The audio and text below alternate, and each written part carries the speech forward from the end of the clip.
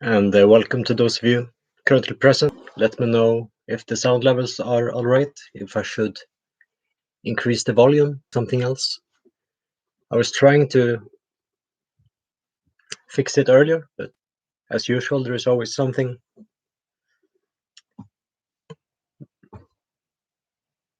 doing what it does.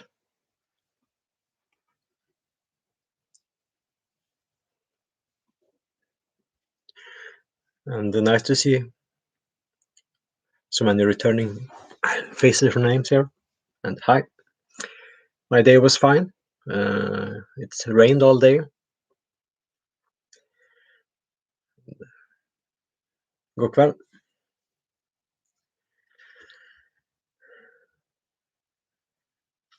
Sorry for a bit delay here. Got off the phone with my mother. I'm currently in the progress of preparing to sell my house because of various personal circumstances. So the last months has been a bit stressful concerning that, and I'm still waiting for some papers to be able to get to the next step. And it's been a lot of thunder here the past week, and nice to see you back here too, Elvia.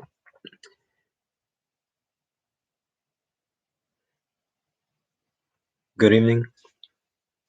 I'm just finishing up this one before opening the wine.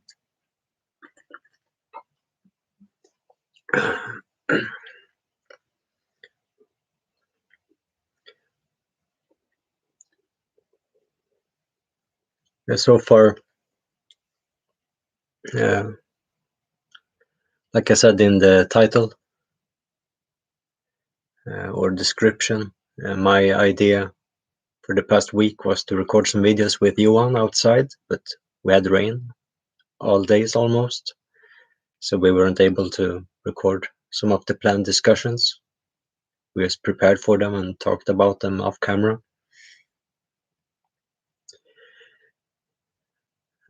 Fortunately, we were able to have a few walks when it wasn't raining, and even though they weren't on camera, they did happen. So that's nice.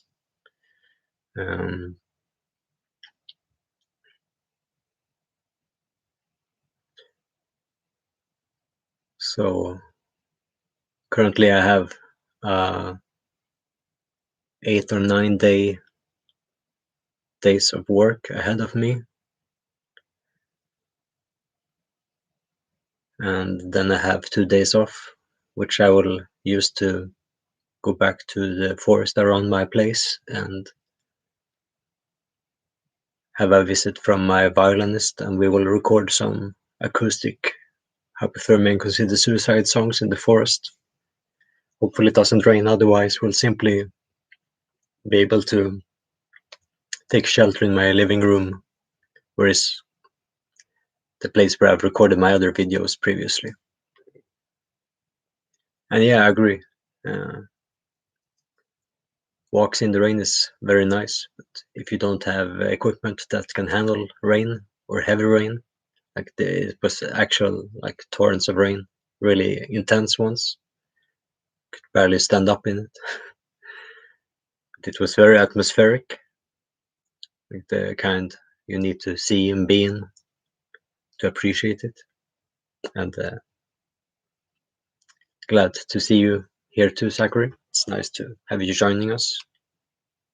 And I agree that Johan is a cool dude. We'll see what I can do about it to have him on more streams in the future. Hopefully more often than not.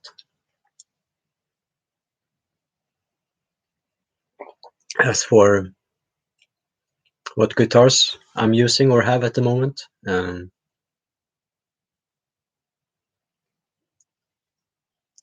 I'm not completely sure about the name of my old electric guitar that I have. I'm just doing a search. Yeah, it's an old Sigma. It's essentially like a old Gibson copy, like a Les Paul model. So it's not too different than my ESP, except that it was given to me many years ago, and I gave it to a guitar shop last summer to restore it, so it works. And then, of course, I have my electroacoustic guitar, which is a Hagström. The model is called Mora.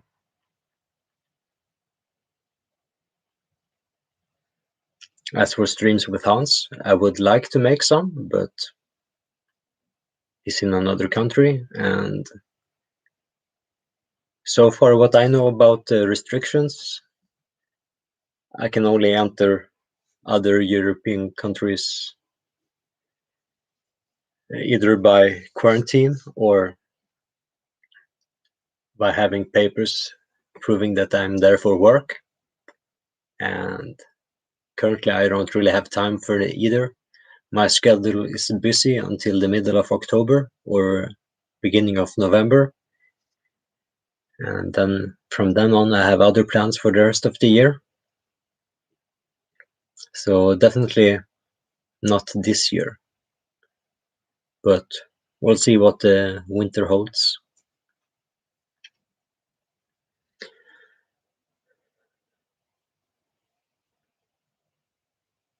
And thanks, Alejandro. I can say the same thing, I guess. And as for if I like Crystal Castles, I've never heard them. Sorry. I just know the name, but I've never heard them. And currently I haven't been vaccinated because I'm working in a different county than where I live. And I've been back to my place about monthly to package orders from my web shop and try to do general chores like mowing my lawn and stuff like that, so it doesn't become insane. And I don't have any letters, so it means that in my county I would have to call them to make an appointment, and then they give you one when they have time, and I simply can't do that for the moment since I'm working in a different county, and I can't take a day off to just do something like that, especially since I'm essentially isolated here anyway, and everyone that I'm working with are vaccinated, so that means that I would put myself and others to a bigger risk if I'm actually traveling away from here than if I'm just staying here. But you can, of course, make generalizations to justify anything if that's your thing. So that's something that I'm not against doing when I'm finished with work here and when I'm starting to travel the world, because that sounds like a sensible thing to do. In other words, I'm not against it. But for the moment, it seems that it's better that it goes to those that needs it. As for reactions of my wounds in my youth, my father's always had a problem with it and he doesn't understand it, while my mother, as an artist and painter, she understands it.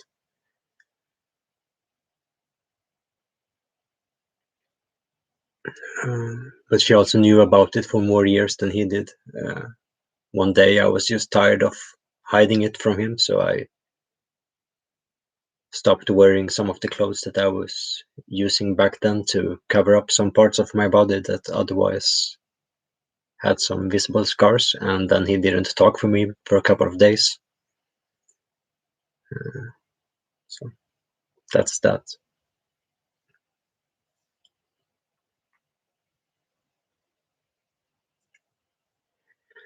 And yeah, I'm aware of the saying, of course, it's almost as good as drinking to your health. And good evening.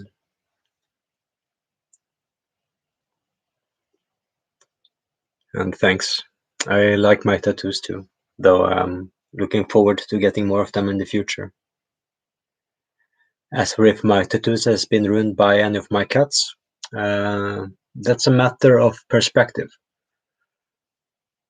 There are a few blowouts on some lines in my tattoos, which is hard to avoid when you tattoo over scars because it's very different skin texture than regular skin. And I know it's one of the reasons why some artists won't uh, tattoo scars, or rather that they will refer to you to someone that is more specialized in it. But I think it would be different if you cut on a tattoo. I've seen some friends have that, and that looks different, of course, and I like how that looks too. So I'm considering that for the future to once again tattoo over the scar that has been tattooed over, and so on. Because it's just skin in the end, and I don't really care about anything than my own perception of it and what it represents to me, and what I want to amplify, either in my creative efforts or spiritual journey or whatever you wish to call it.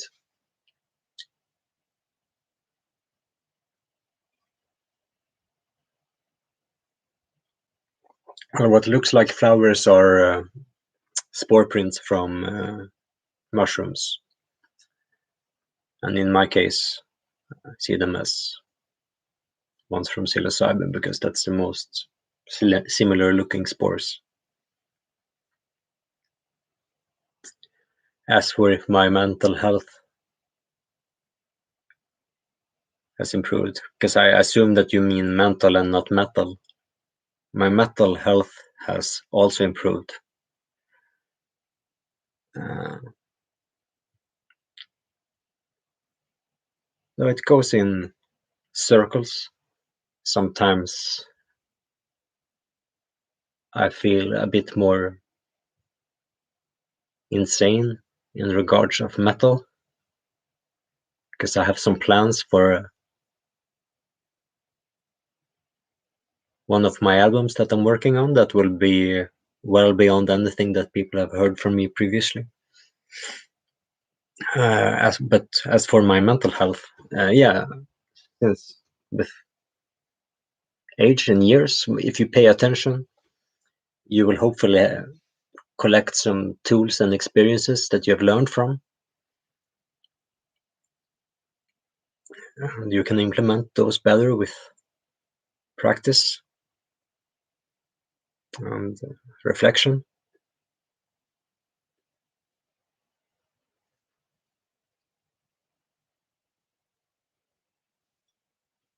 And I'm glad to hear that, Zachary. I can also relate to that. As for what I think about synth music, uh, I don't have much of a perception about it. I I like the equipment and making it, but it's not something that I feel drawn to from other people, with very few exceptions. But it's something that I'm open to in the future. But my issue or problem, or whatever you want to call it, when it comes to music, is that I'm not really interested in it by other people. To me, it's a tool to present or translate something that I've heard in nature, and that's honestly the only thing that I really care about in my life to do. So if it's not an experience that I'm participating in, I'm just a bit less interested in it. And you can call that whatever you want.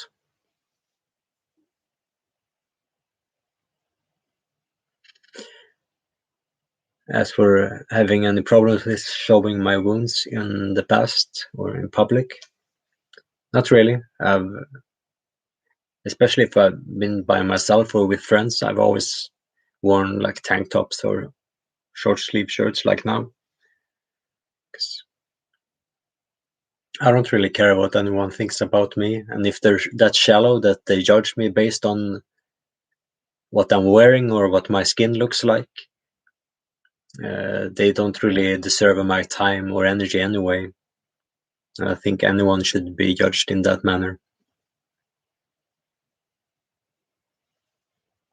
Or at least the simple and old golden rule that you should expect from others what you give to them, and so on.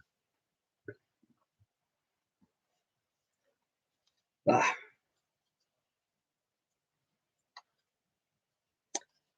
And I can't really say a lot about what any other favorite bands of Jonas were. Yeah, definitely Slipknot. We listened to some other stuff over the years. But when it comes to favorites, I'm not sure. Like one other band that we listen to a lot, like when smoking or drinking, were Dire Straits. And I haven't listened to Slipknot since their third album, so I honestly have no idea, and don't really care either.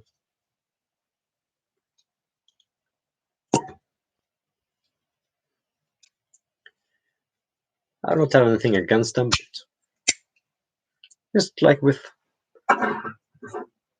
other artists, if I don't know them personally and they don't present their art to me personally, I'm very unlikely to give it time.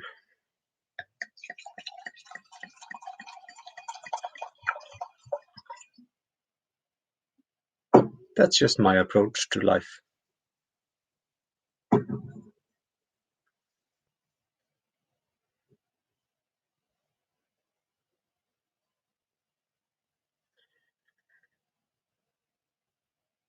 As for my youth and work, I've worked mostly in restaurants, but also I've been like a cleaner at a daycare center, and I've handed out like newspapers and stuff like that, but not warehouses. I have friends that worked in them, but yeah.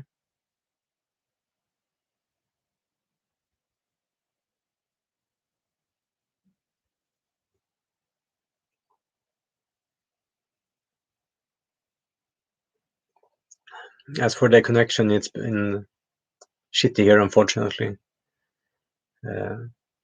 Previously, I've been able to access the Wi-Fi network in this building, but the past week I've been unable to, so I've been using the hotspot on my phone, and I think that can be quite limited sometimes.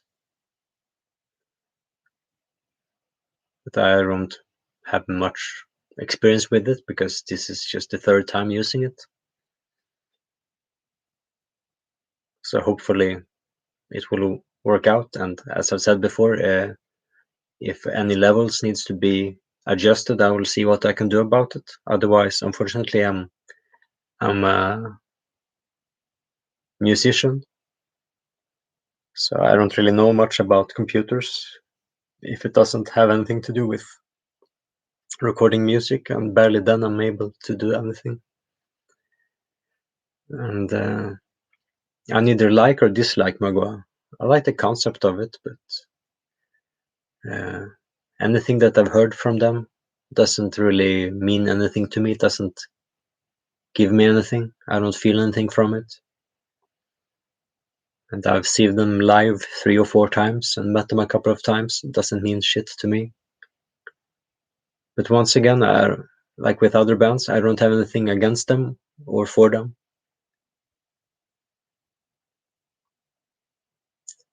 I'm just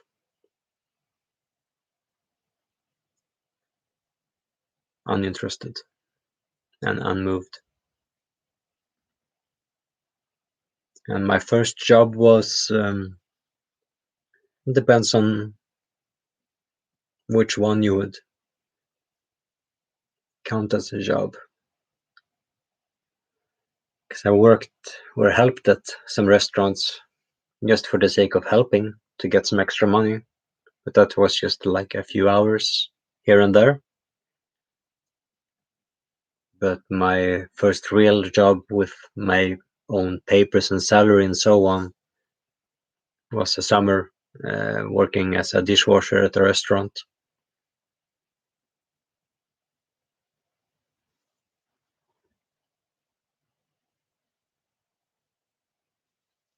And that was 20 years ago.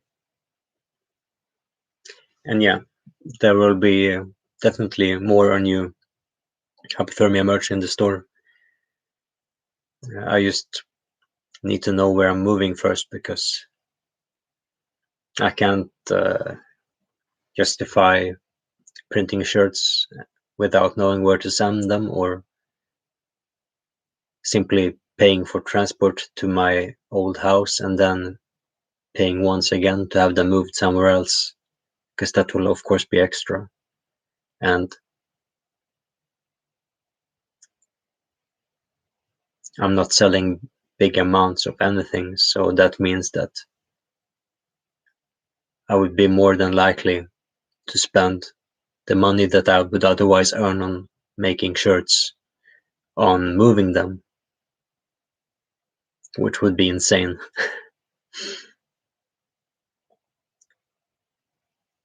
So it's better that it's been over a year since I made any, so it's better to take a few more months and make them properly.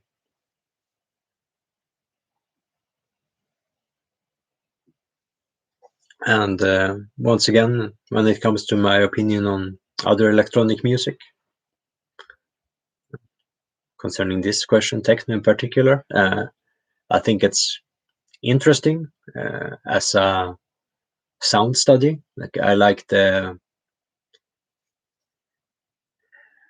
practice of sound design, and I feel that if I had the equipment that I consider necessary to make, for example, my vision of a good concert or dance club, or wherever you want to call it, ritual or ceremony or performance or album, then I would make a couple of those. That may happen in a not too distant future. As for my first experience with mushrooms, unfortunately, my trip was distracted and killed by having to babysit one of my friends that was having a bad trip, and she was trying to run away from her home and run out in traffic and other stuff. So I had to keep her on her toes a bit.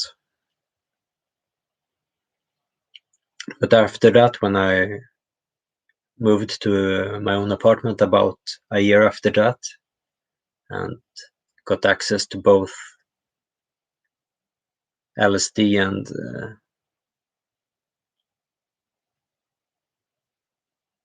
philosopher's stones, and then some mushrooms, and gaining the knowledge necessary to grow them, and then getting the equipment for growing them, that of course uh, evolved immensely.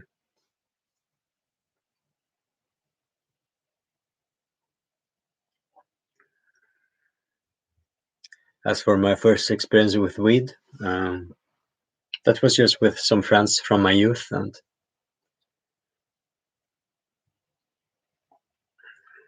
yeah, it wasn't anything in particular. It was because I knew them well from drinking previously, so it was similar to those times. We were just hanging out, and it took me a few years from then to actually start appreciating weed and incorporating it into the rituals of rehearsing with my bands. And then it became a very interesting tool. And after that, I found it more interesting to use for meditation, because that's well, performing music is, of course, a personal ritual, but just meditation by itself in solitude is, I think, more immersive.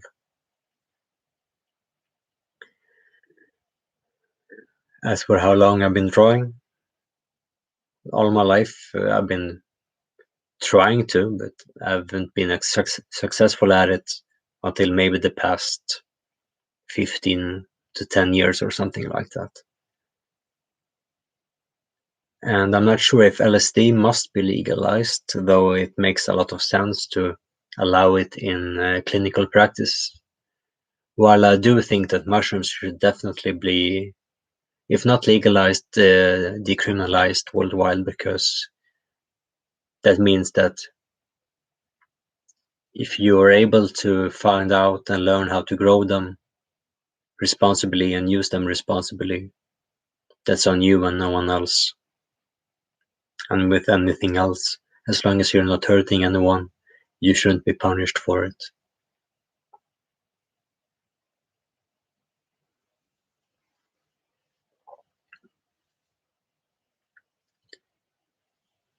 As for tips for meeting people or making friends as an introvert, I honestly have no good ones, because I always struggle with that, and especially struggling with maintaining friendships, because the few friends that I have, though I have more than people might expect, that even than I would expect, is that I have very rare.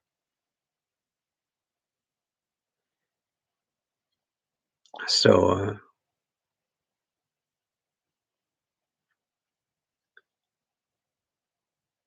think the few that I have,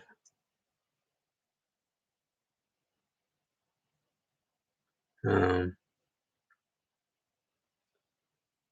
they happen to be people that are aware of my need to be alone and to take the time that I need to be around them or communicate with them.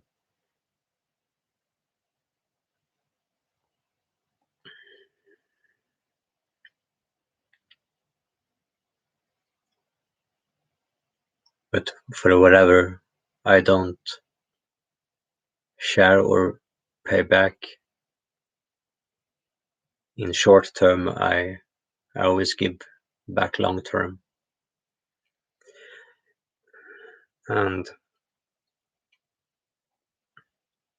yeah, the only real advice I would give, of course, that is my own experience at least, is that, I know my opinion as well, is that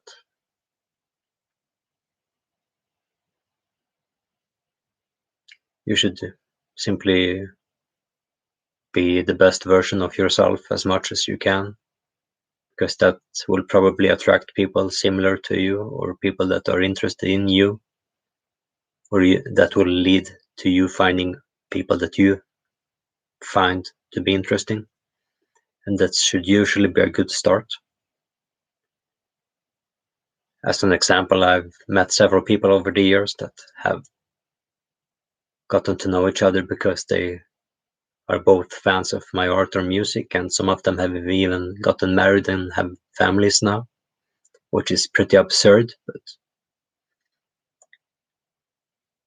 that's a part of reality somehow. If you do something as long as I've done it.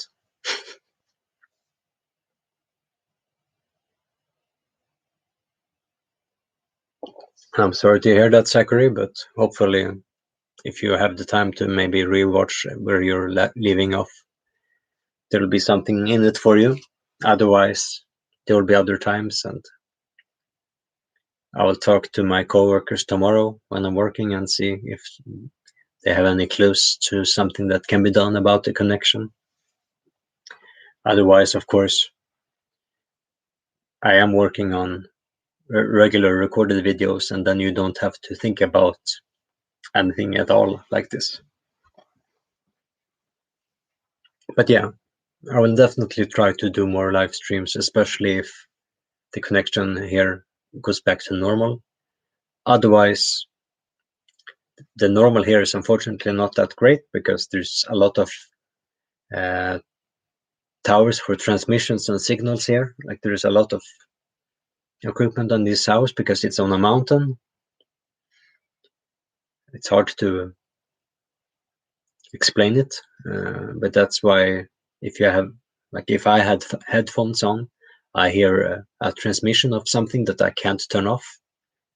I can only increase the volume and not decrease it, which is absurd. But that's also one of the goals with wherever I'm moving, to be able to actually have access to proper internet so that I can do live streams and live concerts, both scheduled like this one and also better scheduled and on demand, to make things a bit more productive and useful in many different ways. Because I like discussions like this, but also just sharing some different thoughts and ideas in music and other. As for interest in philosophy, I have it, but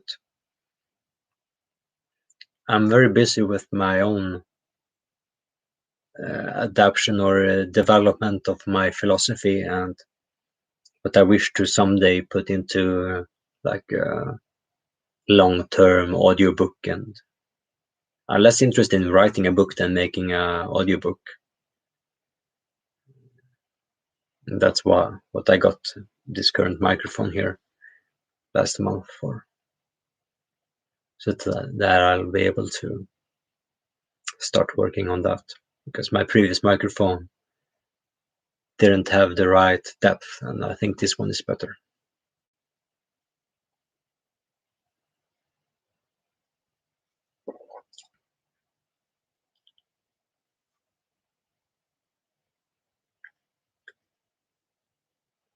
And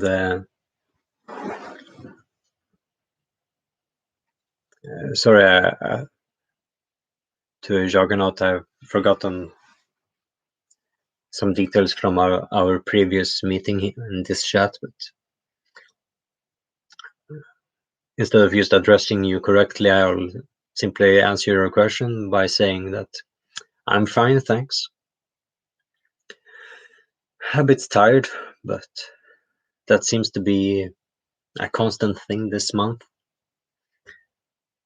But fortunately, in a bit more than an hour, this month will be over, so I'll be able to restart the next month with something more useful and productive, I think. I have a lot of ideas as always, and we'll see what it goes to. As for Audrey, yeah, as I said before, when the time is right, I will talk about those things. But to me, it concerns a whole year of my life that I worked a lot on, which ended up being, either cancelled or postponed. And I can't really do much about it, because all the work that I put into it needs to be essentially made again. And that's something that I'm going to discuss further in a video where I will talk about my experiences with working with not just only musicians, but not only other musicians, and also working with record labels and my experiences with them. And as for what I would advise other independent or underground artists to consider if they want to pursue this kind of path in their life.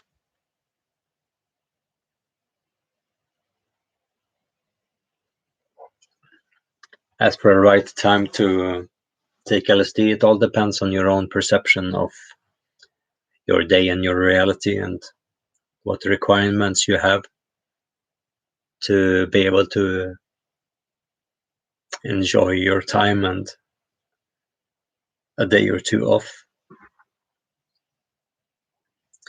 And that's a reason why I haven't taken it the past year, because if I don't feel relaxed and have time to completely immerse myself into it for a day, it's not worth anything else to me, really. I will never take something simply for the sake of it, unless someone gives it to me for free.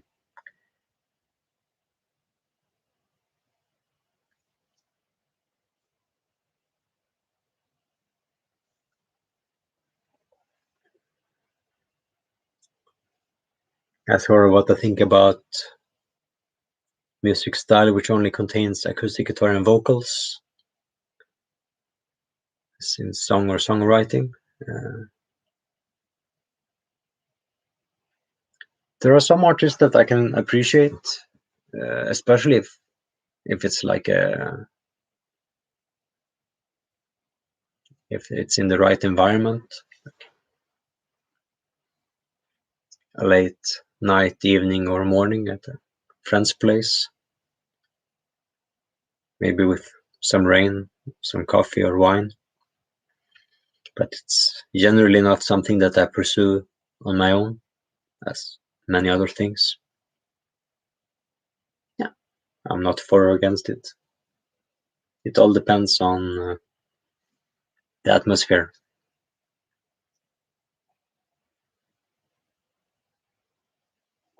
I don't know, I don't really have any favorite video game.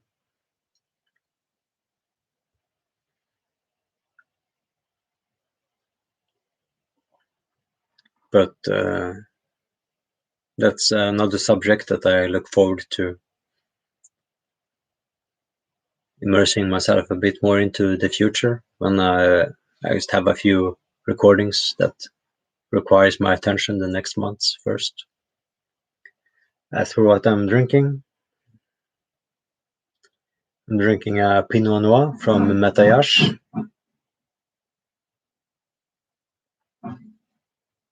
Something I got last time I was out and about with my mother, getting some papers for my next art sessions, next, not this coming week, but the week that follows.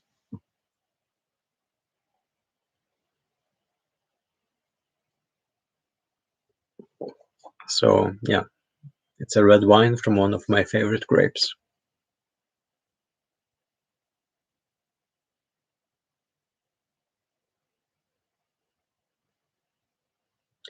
As for my feelings, I'm currently a bit up, because I was discussing some frustrating things with my mother about an hour ago. But it's not something that I'm not getting over, and I know that it's a situation that is slowly working out in my favor when it comes to the selling of my house and wherever that will take me. But I'm not sure yet where I'm moving, so it's slightly stressful, but I also know that I have several places where I could live meanwhile, and I also have access to putting my stuff in some kind of storage if I have to. And that's my plan for about half of it anyway.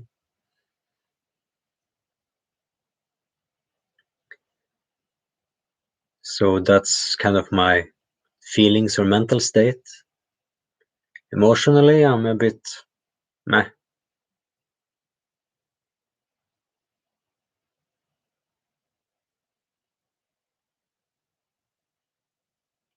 It's been a bit noisy here today because of the rain. A lot of people has been inside the building, so it's been moving a lot, if you can say so. And I look forward to getting this coming week over to get home and work on some music again. And I haven't met my violinist in maybe 4 years or more. So yeah, about 4 years. So that would be just amusing by itself to have some discussions and work on some songs and record some stuff. But yeah, as a summary, I'm alright. And I haven't read any literature by Yukio Mishima.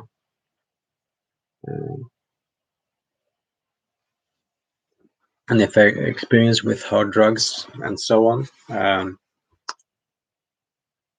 Yeah, enough to have an idea about them. And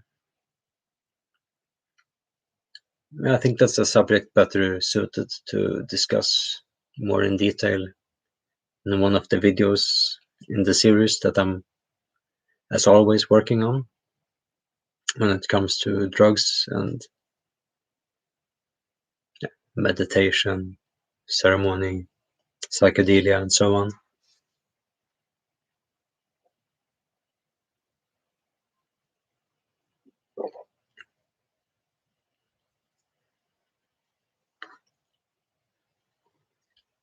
As for Mexico, I've been there a couple of times after that too, for various reasons, and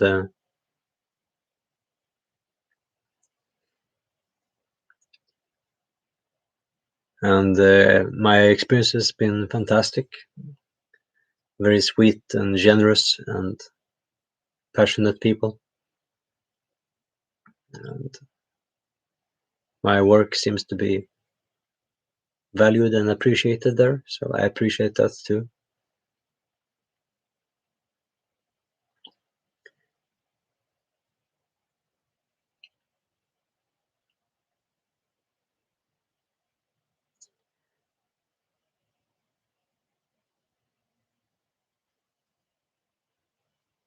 As for watches, I despise time and the sound of it going by. I have enough things sounding in my life, so anything that isn't nature, I'm against, so I won't take that advice.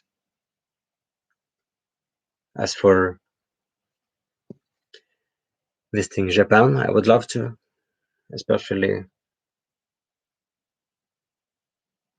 some of the main islands, but generally I would like to see as much as possible of it. But every time that I've had plans to go to nearby areas and make concerts there, it was under the premise to go to Japan as well, but it's all been postponed over and over. So I'm just waiting for the day. As for what states in Mexico, I can't really say because I'm from Sweden in Europe and Scandinavia, and that's very different. And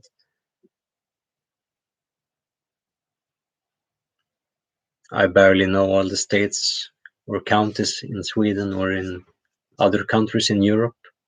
So I definitely don't know them in Mexico, where I've just been a visitor.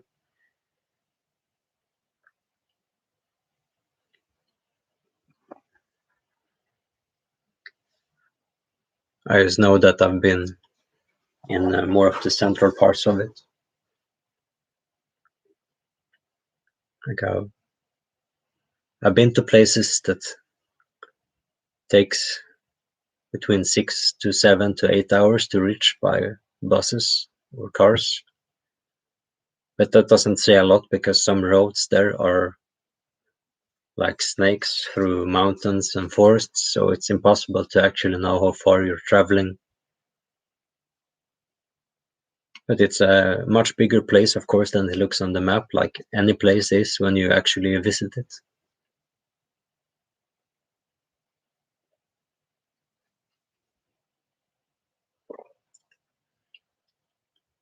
Well, I've had short hair before, so there is pictures of it, but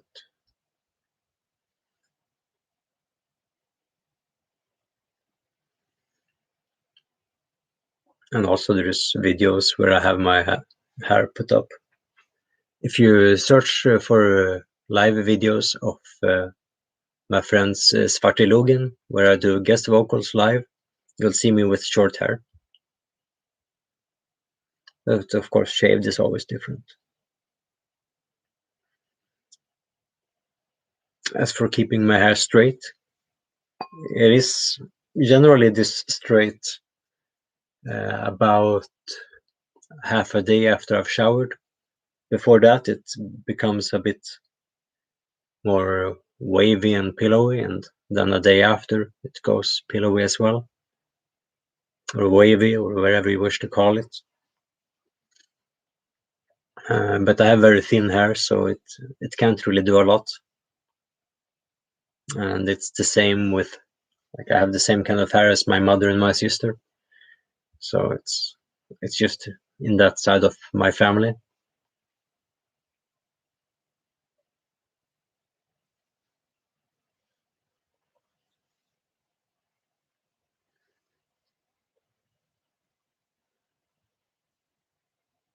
But yeah,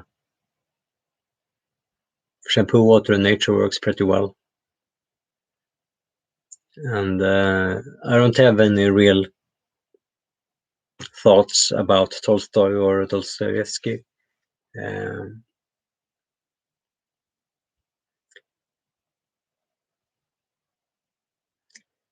and I've said in the previous videos that I despise the works of Sioran because I find him to be a whiny little bitch, and I simply can't find any merit in just whining about life without doing anything about it, and simply cashing in on it by documenting it. That's not really philosophy or poetry, that's just whining. It's a bit like Shining without the music. So if that's your thing, sure. There is something for you, just like there is something for everyone in this world. Uh, but yeah, I think it's I wouldn't call it proper nihilism, because nihilism has a bit more interesting stuff going for it. Just like in some other cases, it's just someone giving a platform without really deserving it. And I find it unremarkable.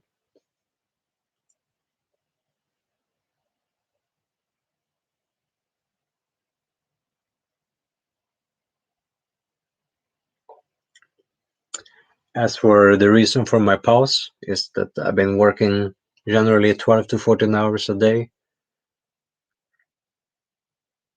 and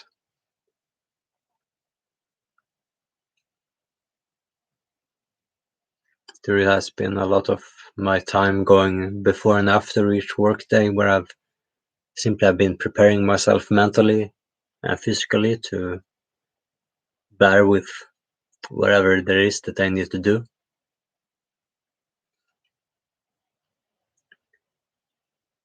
So I haven't had the energy to do anything, and I had the idea of some streams, but then those days, accidentally, I noticed on my calendar that it was the day after it, and I didn't have any energy to log into the account and schedule another stream, so I simply didn't schedule them at all, because I rather not have scheduled streams that are missed, and that any of you present here are disappointed that it was cancelled or postponed. In that case, I rather don't schedule them at all until I feel sure that I can make them. Like, that's why I'm doing this one, because I've had a lot of anxiety today and I wanted to drink some wine, and I felt it would be a waste of a good bottle of wine to have it alone before going to sleep. So I felt, well, why not share it here with you?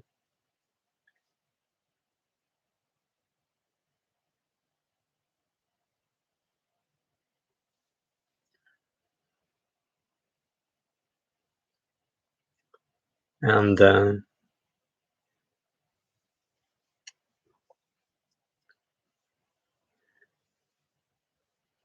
I said that invited me, or that I made the guest vocals with,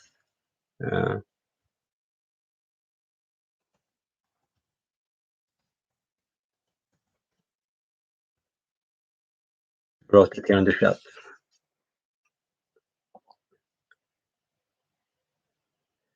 And yeah, I agree with Wellstat.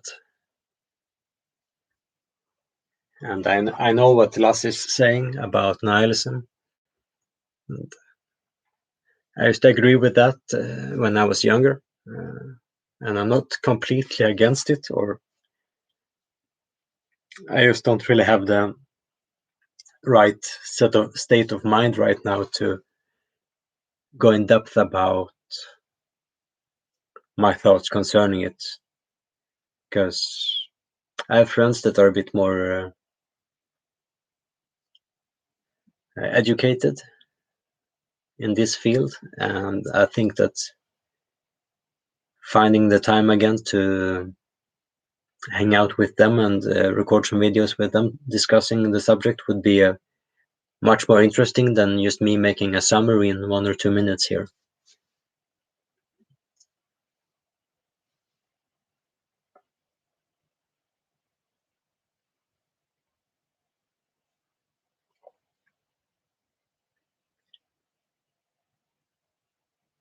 And you're welcome.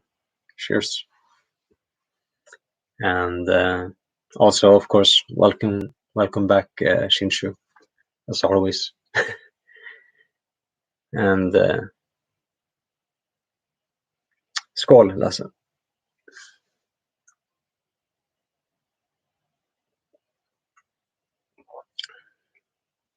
And if you plan to do any Kim spotting, I'm here for the whole next week. So if you have the time to travel, you're welcome back.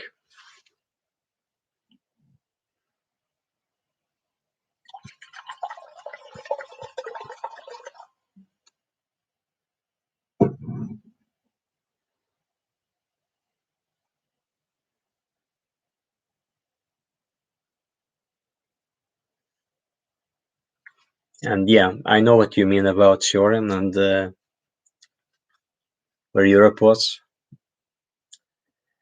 in the past. Of course, that can be taken into account, but still.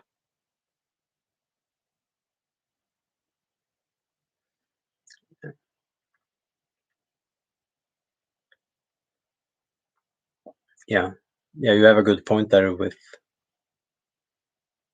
being in a different kind of country or environment, that it's easier to relate to a nihilist or misanthrope than, but still that doesn't justify all the generalizations that he's making in his so-called, I don't like to call it works, because to me what he did wasn't works, it's just rambling. Like, if you're doing rambling, at least Bukowski had some kind of passion in his actual works. And 40 kilometers away is closer than where I live. when I'm not working here. So I think that sounds like a good trip. And as you know, there's plenty of nice nature in the area, so you can always do some hiking as well. And I agree, you can definitely be a nihilist without being a whiner. I know several people that are actual proof of that. And I wouldn't say that I've met Mikko. I've been in the same room, but I wouldn't want to disturb him because he was busy with preparing for a concert, and I was there with friends because we were performing at the same festival. So yeah, I didn't really have anything to say. I know several of his friends, and I've done many trades with him over the years, from running like underground record labels for many years. And we have always had good transactions over email in the past. But yeah, I've heard some interesting things, but those stories are personal, and I think there's enough stories or rumors about him like there is about anyone in this world online. So I'll leave it at that.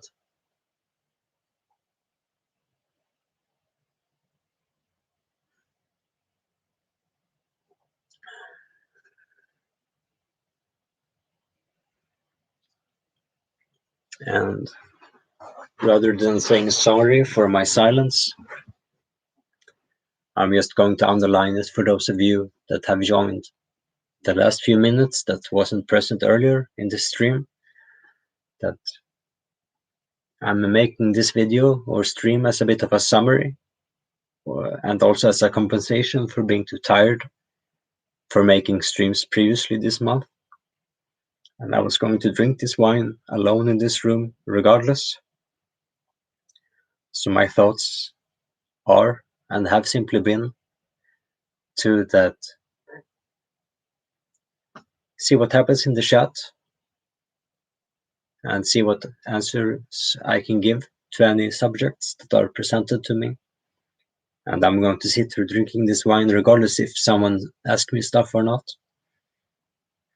I'm going to enjoy this time no matter what, or at least I will try. And hopefully the majority of you will as well.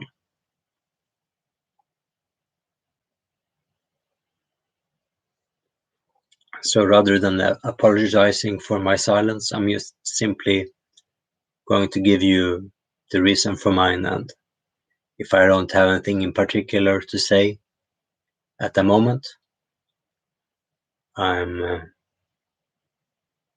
going to be quiet and enjoy this wine, because anything else would be disrespectful both to you and the wine.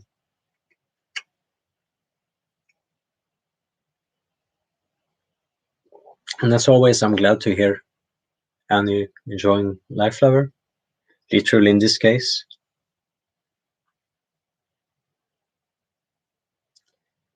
As for if I know where you could find a Life Flower shirt, I think the best place is through our old record label Prophecy, that also released the most recent album by my other band Cal, because that's a legitimate shirt.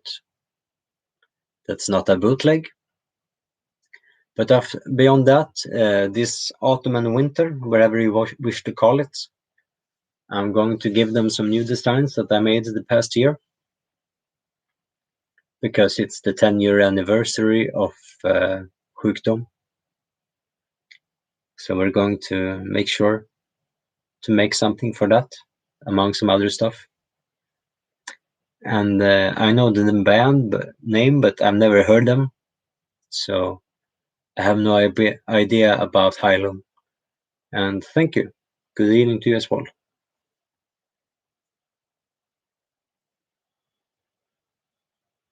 And thank you very much, Elvia. It's completely and deeply appreciated as always. And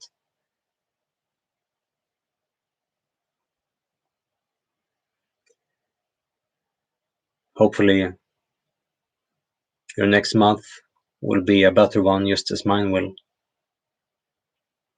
And I have some ideas for my next videos that will incorporate some of the equipment that I gathered the past 3 years before I became broke. But fortunately, I were able to find ways to solve my debts and finances without having to sell everything I own. So I still have my studio intact from almost going bankrupt this past year.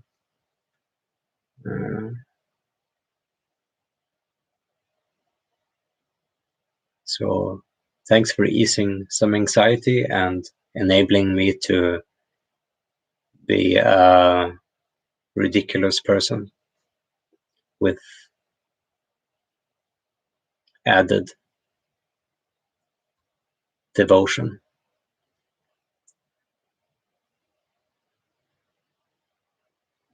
And as for experiences of car driving, unfortunately, I've only been driving sometimes at the countryside in the past, and I'm a wanderer, so I've lived a life so far that has enabled me to go on without a license, but I'm going to get one this winter because for the next steps in my plans to either travel or perform my music or art more in the countryside and the forests and visiting some countries that I'm otherwise not able to through flights. I think I'll be more able to visit some countries by having a car than relying on flights, trains, or buses. So I'm going to do what I can to make that happen.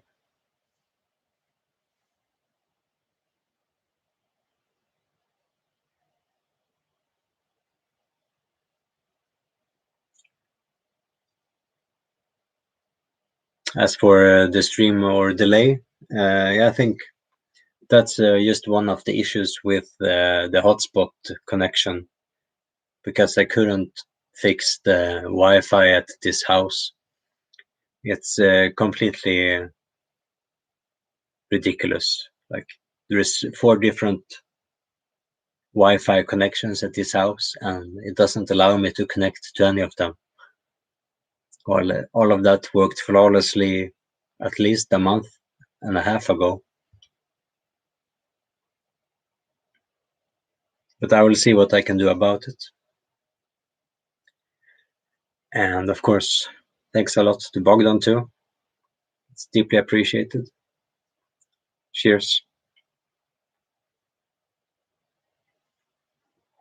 Yeah, unfortunately, I can't really do much about any of the internet quality here. I don't know if it's because I'm on a mountain or in the middle of the forest, or if there is interference from all the different receivers and towers in this mountain and in this building.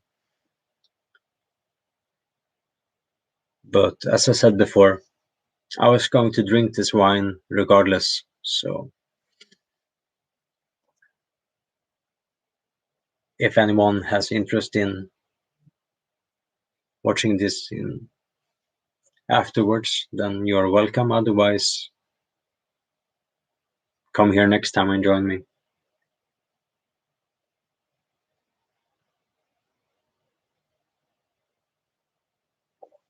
And hi, Sami.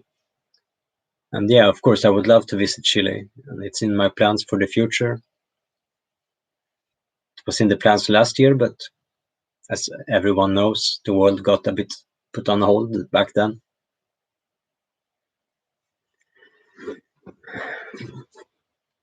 But the next time that I'm able to go to Mexico and the US and any part of North America, I will do my best to go south as well.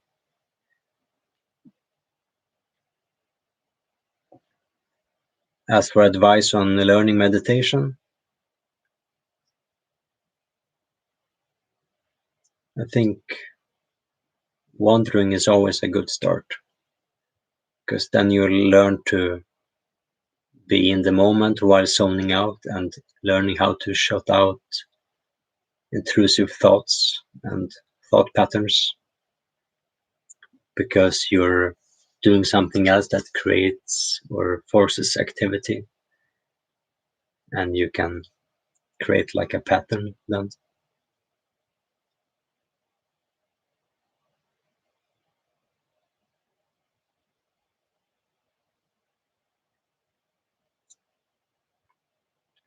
Well, the thing is that when it comes to the different computers and Wi-Fi in this building,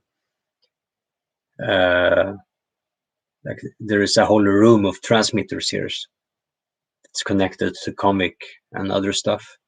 And then there is, of course, the computer for their office and for the cashiers and things like that. And if I shut it off and turn it on again, it also deactivates the cashiers. So it's not something that I casually can do.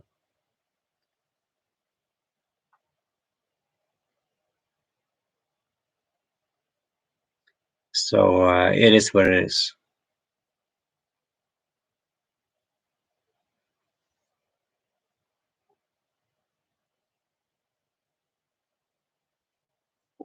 And I think it's easier for my nerves to make videos. But I'm always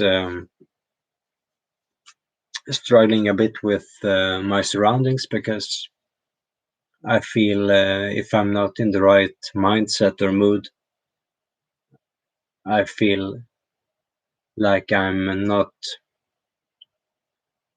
being genuine, or if I feel distracted by my surroundings, I have a hard time to not add that kind of disrupted or negative energy into my own energy and into what I'm saying, and that distracts me from getting into the script that I've prepared, or some of my thoughts. Like I get distracted a bit too easily, and I struggle with that, and I have a hard time finding solutions for it beyond meditation. And that's one of the problems with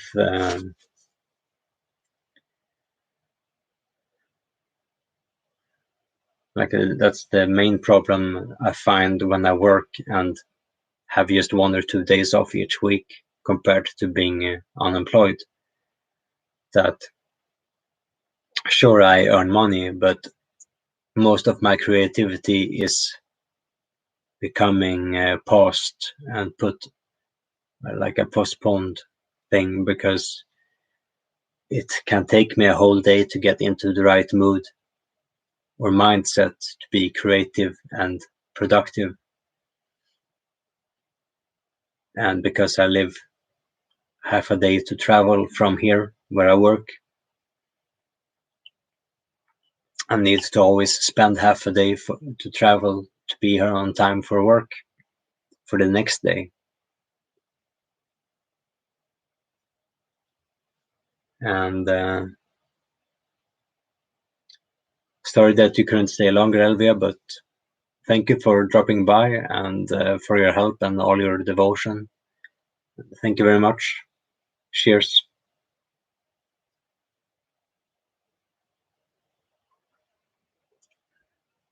And astral hugs, of course. But yeah, when it comes to the time of preparing for a video for me, to make a proper one, I feel it's easier, like mentally, but of course it also takes more time and preparation around it. And unfortunately, I haven't had that lately. And it's a bit frustrating to have these technical issues sometimes with these streams, because it's a bit out of my control. And yeah, it's definitely easier to just I could do these streams anytime almost, and it requires almost no preparation because I'm answering your questions in close to real time instead of preparing myself for subjects that I'm interested in talking about. But then, of course, then there is the added issue of um, yeah, all these other things.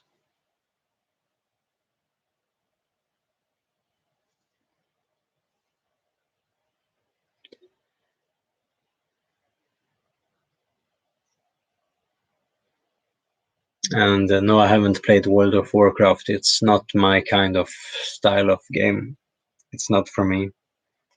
And as I've lived the past decade in villages where I don't have proper internet, I also have less access to games that requires some kind of internet connection or to work with other people and playing with other people.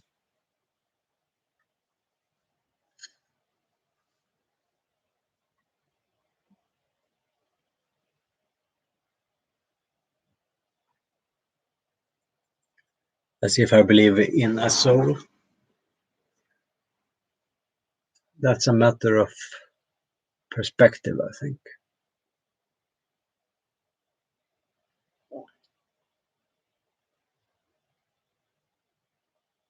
But from my experience, there is a certain kind of essence or atmosphere or aura emanating through and from everything.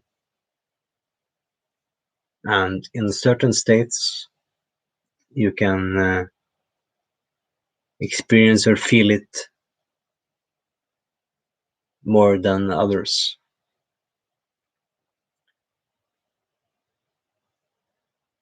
So, in other words, to some extent.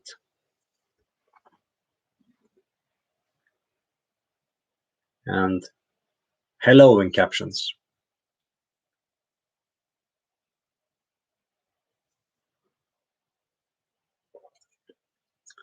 And yeah, breath work and breath exercises is another good way to meditate.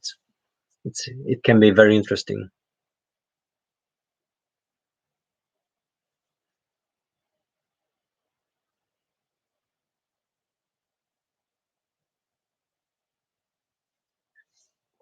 Yeah, and of course, certain states are not all by intoxication.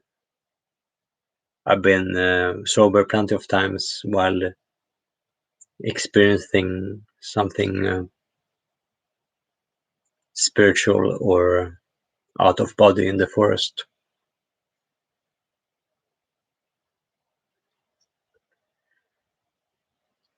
But yeah, there's additional things that you can partake in to increase the signal or whatever you wish to call it.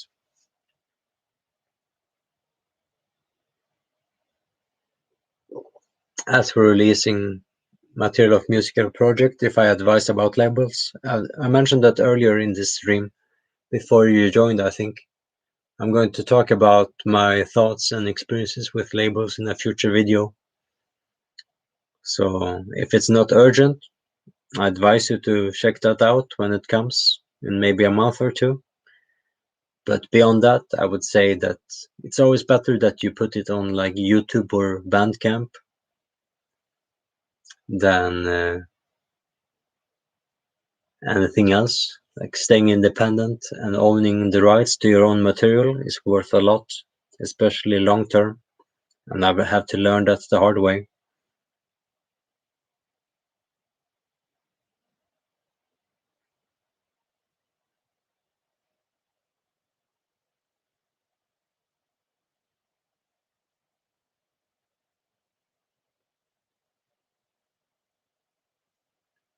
As for extraordinary abilities, I think that's a matter of perspective.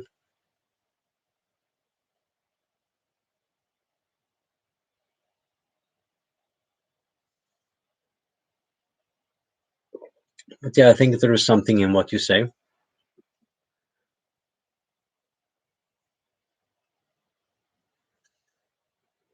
And in my perspective, the connection that I have with nature is the only thing that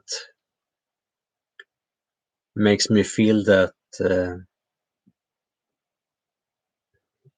the work that I'm doing is of a value. And it's my feeling that the work that it lets me do is different and personal, or more importantly, beyond myself, but from or through something else. And that it's my duty, obligation, and honor to share that kind of knowledge and atmosphere further.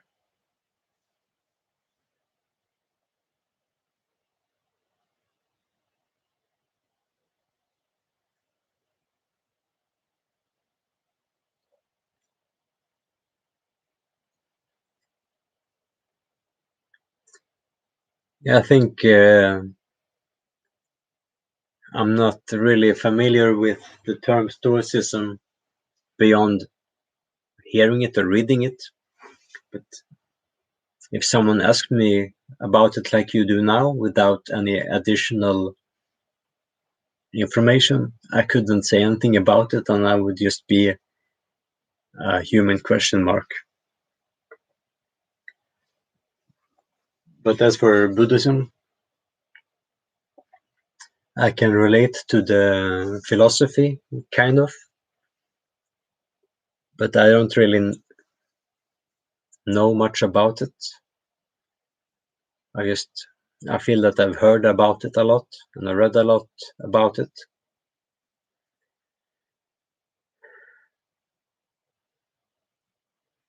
But I couldn't give you a lecture about it with a gun to my head.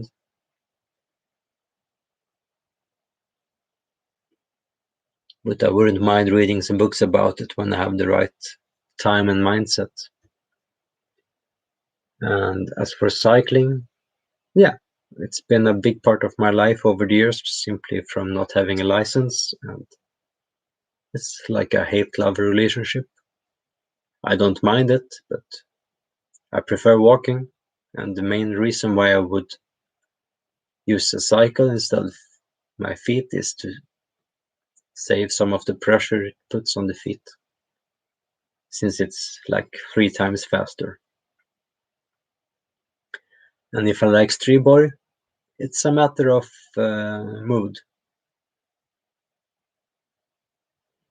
He has some works that I think are very interesting in terms of atmosphere, but beyond that, like, there's so much questionable choices in his productions that I just can't stand behind. But as like a sound design aspect or perspective on some of his works, I can appreciate it.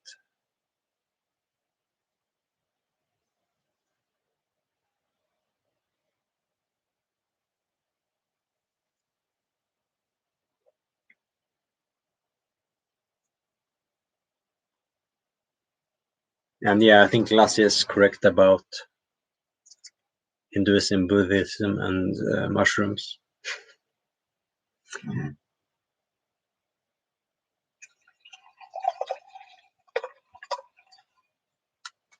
It makes most people more humble.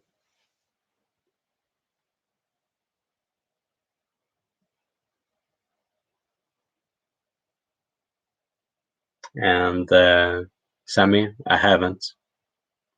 It sounds familiar, but it's something that I've simply had no reason to dwell deeper into for many reasons.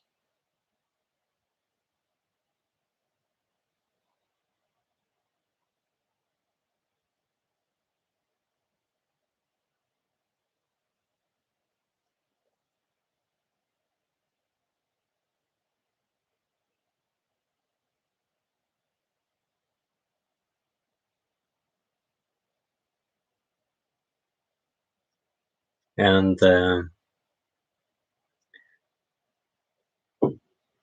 yeah, I think more people should read the V2.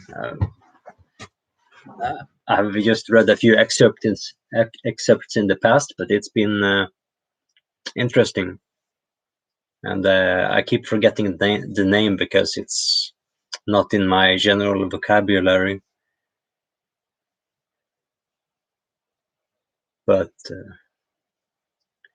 there's plenty of avatars in this world, past and present.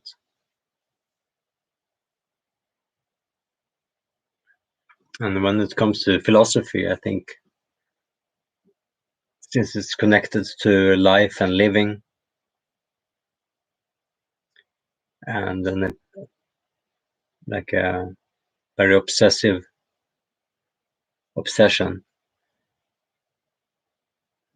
I think we can all benefit from immersing ourselves into it, but we shouldn't become too distracted by it. If everyone was a philosopher, not much would happen in this world.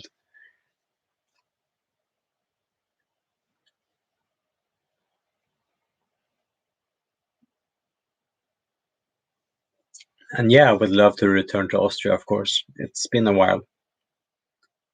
And of course, as I mentioned earlier, all my tours and road trip plans last year were postponed, so I'll see when I'll be able to resume them when different restrictions in Europe becomes a bit more workable and understandable.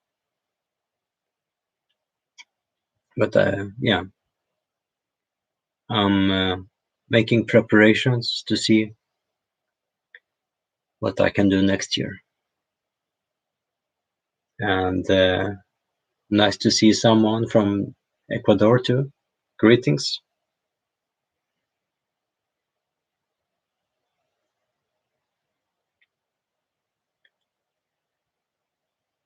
And when it comes to that kind of philosophy, I think those two individuals, as an example, are like individuals of their time, rebelling against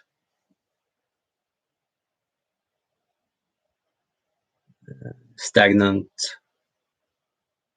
art and society, among other things. And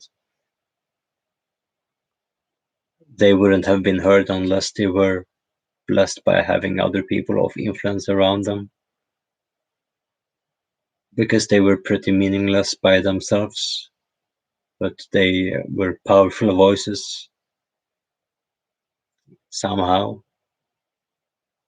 to some people at least.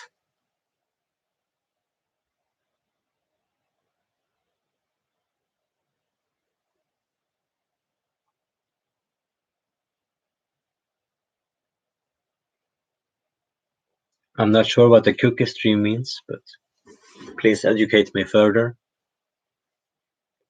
And greetings back, of course. If there's any red wine, I would recommend to someone who doesn't like wine.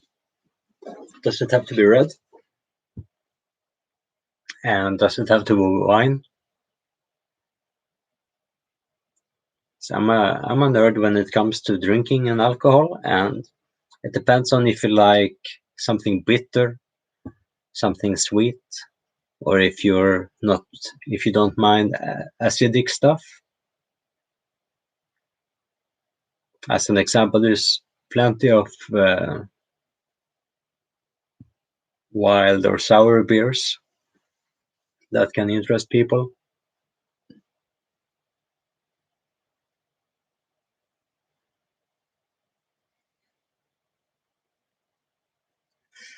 Like in some extent, to some extent, like a good goose. If you don't know it's a beer, you can confuse it with a good cider. But the problem is that there are so many bad ciders that people assume to be ciders, or that they refer to as a cider, that when they drink a real proper cider that is a good one, then they don't know how to feel about it. And that's one of the problems with a good or bad sour beer or wild beer too. Um, like a proper Flemish red or Oud Bruin is fantastic too. And there are several of them at Systembolaget. Mm, God afton.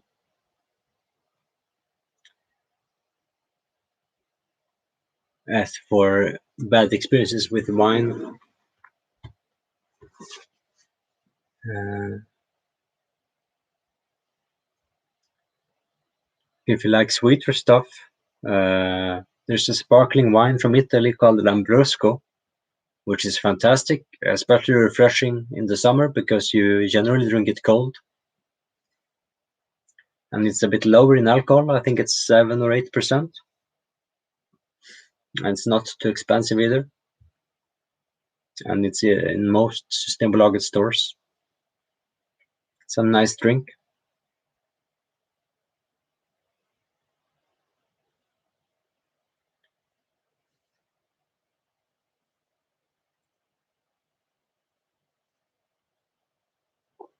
You spell Lambrusco like it sounds.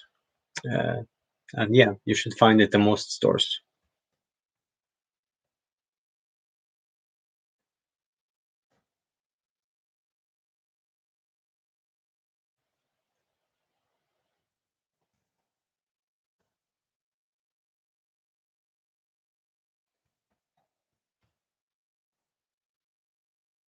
I don't love vodka, but I don't mind it. I can drink it at, yeah, anytime, like water. But I prefer whiskey or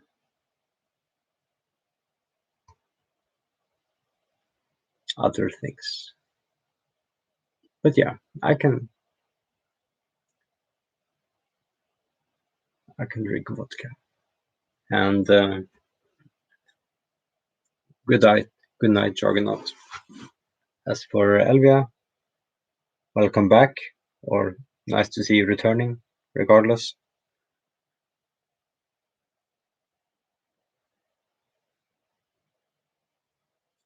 And that sounds a lot like my youth, though I didn't have access to ecstasy back then, just too much red wine. But uh, nightly drinking is fantastic.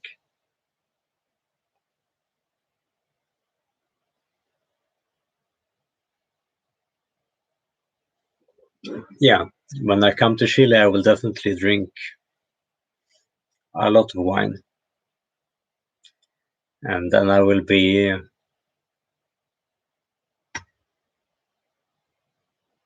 finding some ayahuasca tent, I guess,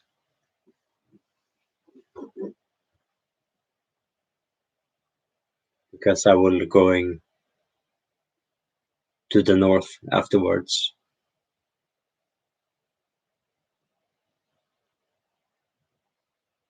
But yeah, I'll start in the south before I go to the east.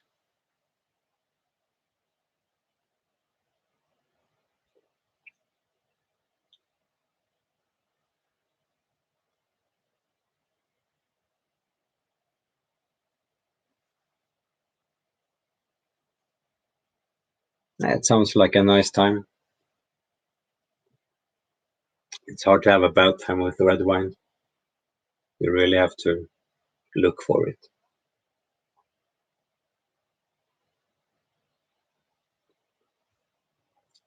And that sounds good.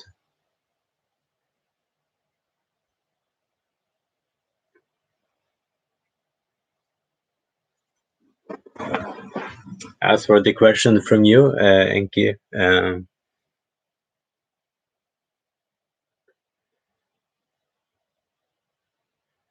know several people called Alex, Was it an Alex from Jönköping or from Stockholm?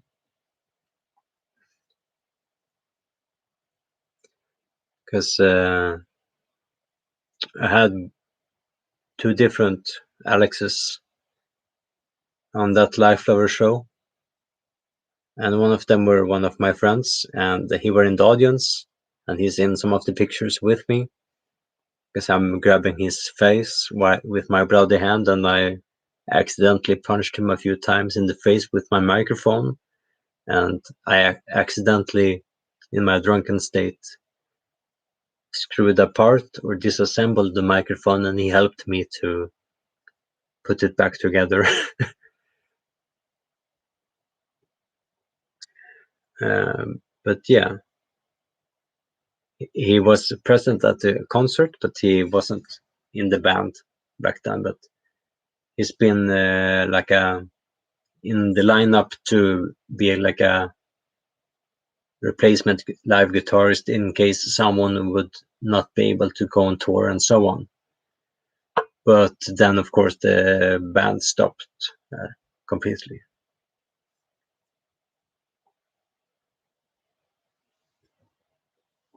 Well, thank you. I appreciate that, Alvia, and of course, memories from youth that I can share is something that it's a subject that I'm currently working on some videos about too, because it connects a lot to the beginnings of both hypothermia and Life Lover, and that's something that I feel would be interesting to talk about a bit more, and also that some people might appreciate,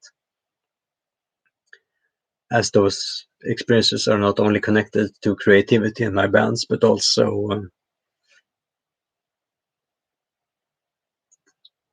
um, to like drugs and alcohol and psychedelia and many other things. So I will make sure to cover that properly, and especially since you're asking. So I'll make sure that I will definitely be distracted by red wine and discussing different topics with these fine men and women in this chat and anyone beyond. Uh, but I'll make sure that I cover it in future videos sooner than later. As for Stockholm, the only Alex Dan that I know is the drummer in Dim Him, and I don't remember if he was at the show or not, but he wasn't in the band.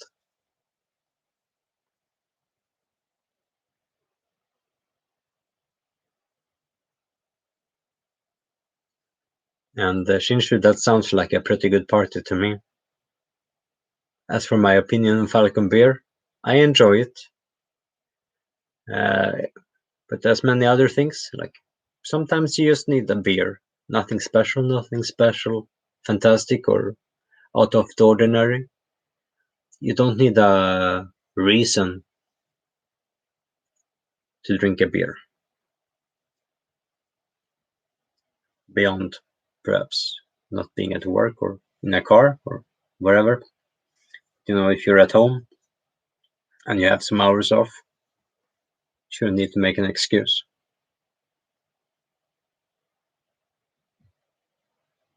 And heads back to Brazil.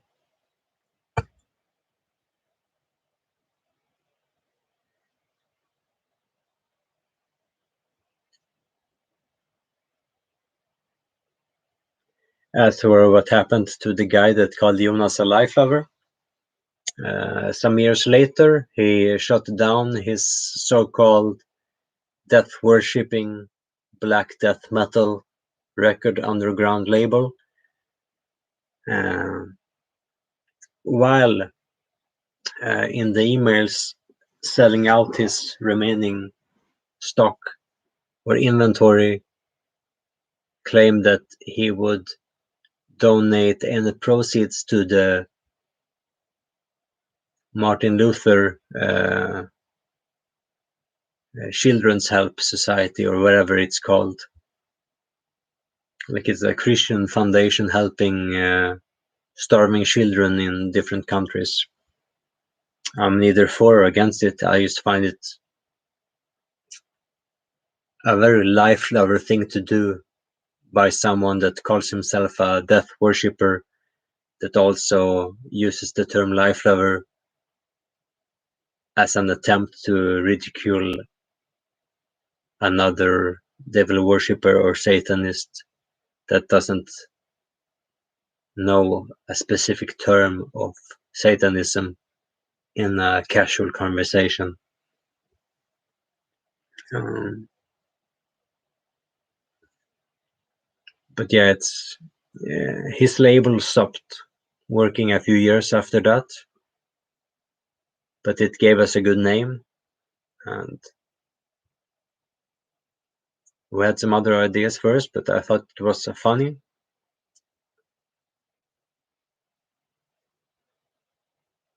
And I haven't tried that kind of blood, though it sounds intriguing. As for the drummer or drummers in Life Lover, if we had any projects, those people were a bit like, when you got to know them, like, because I know them pretty well from back then, and I know too many of their flaws and reasons why I could cope with them. For Life Lover are the real or specific reasons why I wouldn't accept those flaws for my other projects. And that's very real reasons why I will never work with them for anything else. And I neither like or dislike hamsters. Friends and my sister has had them in childhood, and that's enough for me.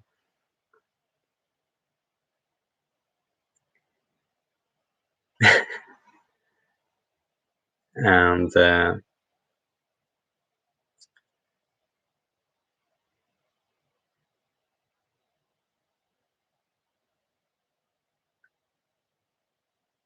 have no idea what you're talking about, Chincha, but whatever you're saying. I've heard that many times before. As for the other guy that you're referring to, Sammy, I won't even say his name because he stabbed him in the back several times. I think he should choke on a couple of dicks.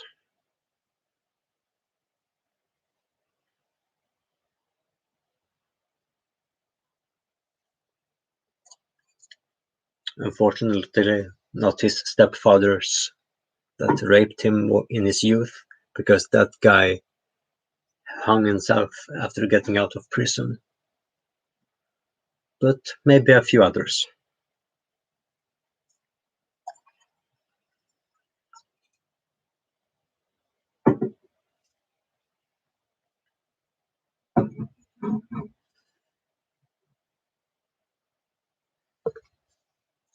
Yeah, Life Level wasn't built up from some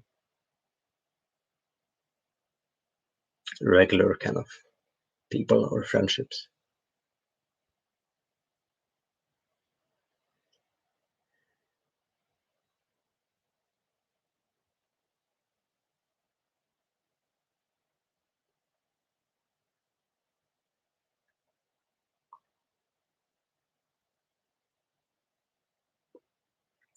Happy to hear that, Lasse. I have plenty more, but I prefer to keep them offline.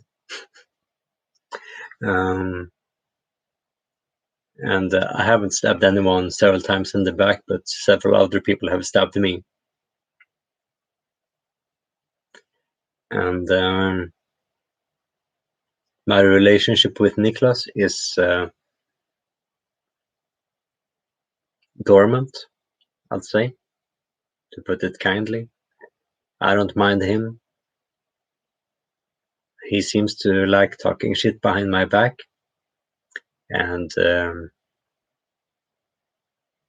yeah, that's his choice, I guess, even though it's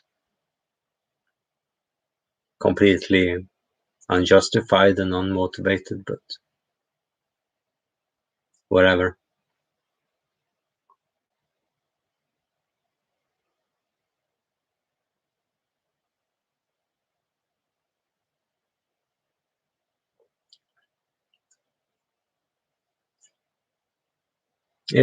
I can at least say that it's definitely a character, like a caricature.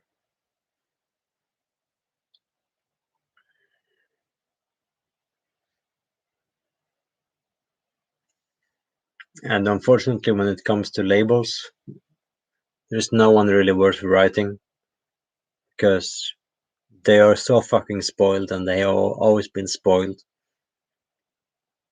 And in many cases, they won't reply to you unless you do something extraordinary anyway. So my best advice would actually to be extraordinary, to be undeniable. You can apply that to anything in life. Like if you want someone to support your work, you need to be good at what you can do, and do something that others don't do better. Or at least be very good at what you're doing, even if other people are good at it too.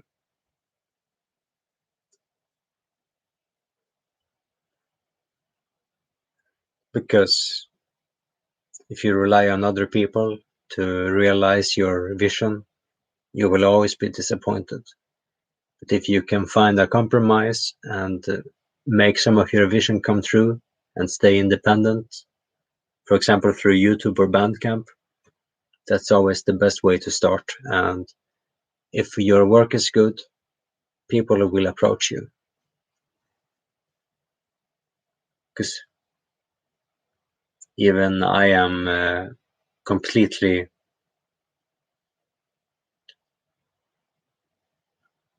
denied or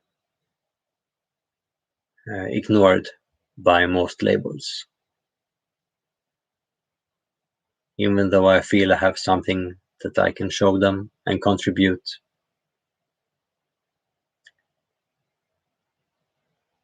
they for some reason feel that they can't expect something from me that is worth their investment, so they won't work with me.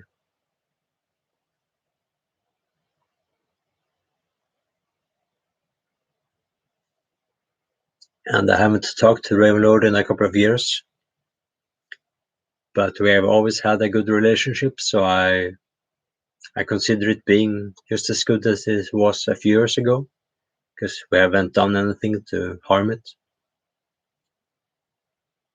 And I simply look forward to seeing him whenever I do.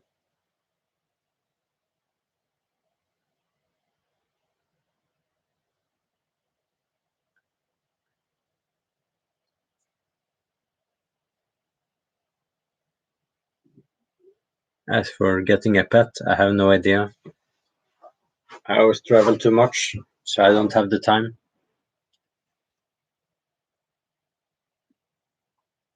And yeah, Lass is correct. It's always ways to both make and spread your music. The financial aspect of it is always the hardest. But if you have genuine devotion or passion into it, I think it will be worth your time and effort. Because even if no one else approaches you, like if you genuinely feel that it added value to your life to have that experience, it's going to be worth something. And like I mentioned earlier, what happened to previous drummers in projects related to me, uh, they were unfortunately, they kind of shallow people that I feel no interest in keeping around me, that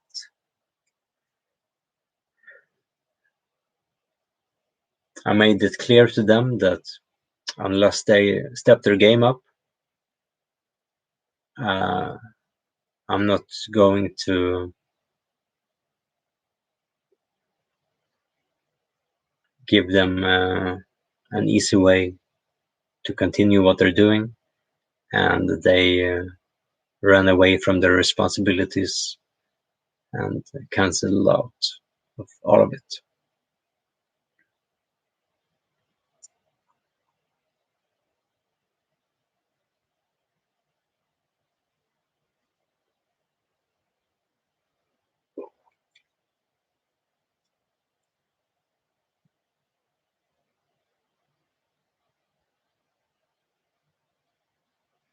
And no, I don't really believe in karma, though I've seen it being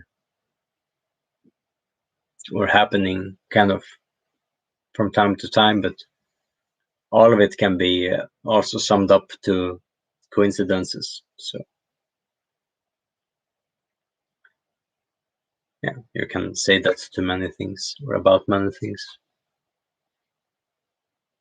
But yeah, it's all a matter of perspective or perception.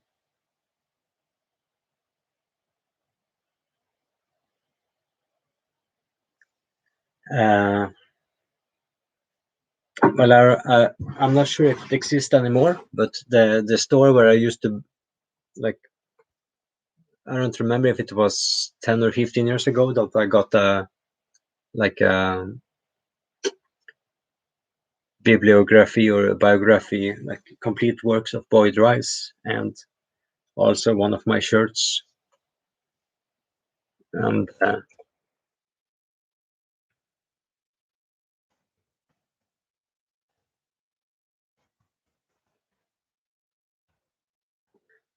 on Pop Art was that place. It used to be like a small publisher run by either him or his friends, from my understanding back then. But some years ago, I couldn't find it anymore.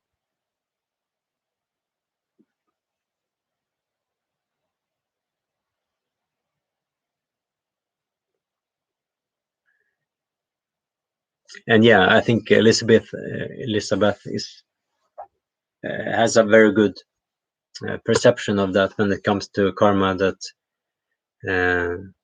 if you do enough bad shit, you're bound to get some in return.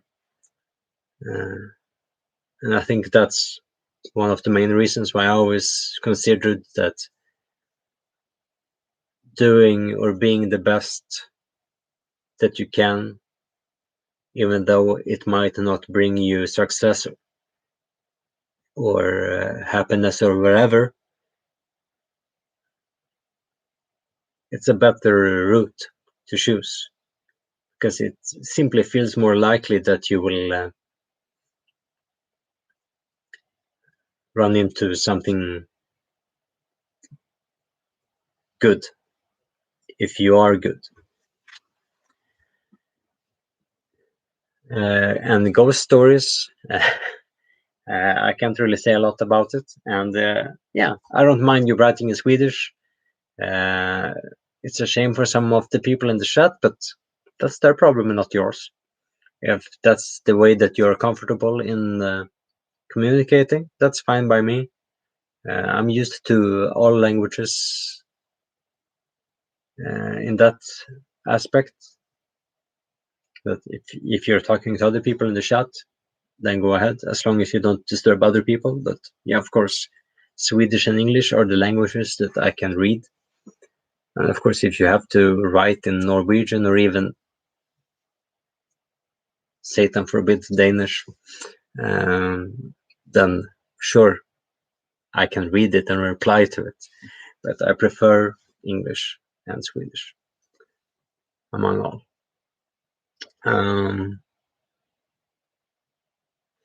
Yeah, I don't really have any ghost stories, just like some paranormal stuff that I would sum up into nature being nature.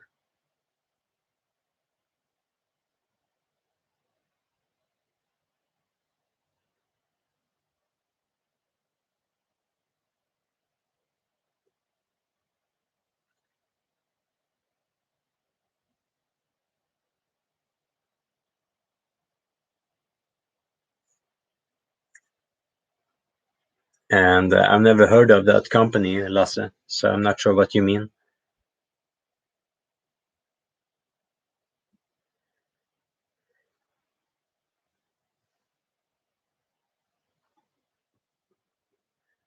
Mm. Because the only shirt I've worn the past days that haven't been one of my own designs has been an old Boyd Rice design. But I know that there's bootlegs in other stores too, so maybe that's what you're referring to. And thanks, Kate, for stopping by.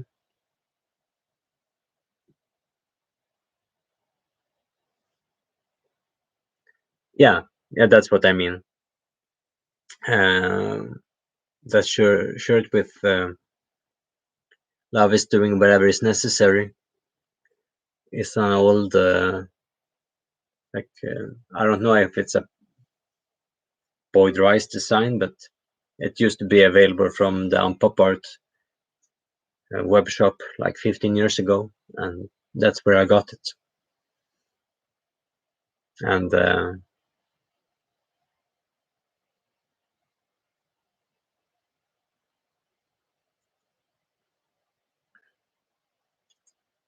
And thanks, Bellstat. I appreciate hearing that. Not a lot. And yeah, I haven't had personal contact with the guys of that project because I'm not interested. And like I mentioned before, I'm not interested in taking drugs for the sake of it. So for me, communicating with people that take drugs for the sake of taking drugs, that's very childish and juvenile to me. And I'm completely uninterested in knowing them. I don't give a shit about who or what they are. Uh, I have enough friends already, and if you're not going to be a genuine person, doing something genuinely, well, sure, you can take drugs as a passion, but trying to make that your life, I think that's useless and childish. I'm not interested in that. Well, some people might say that about drinking wine on camera too. I guess I'm childish as well.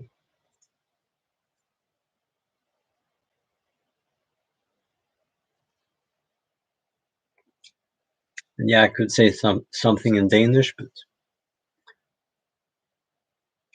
yeah, not really any use in it.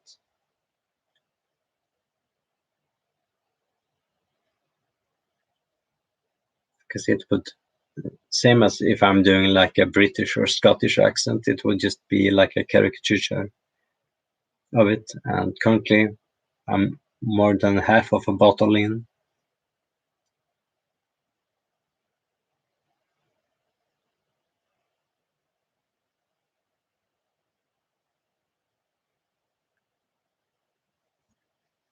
Yeah, and I know what Lasse says, um, but yeah, it's not for me.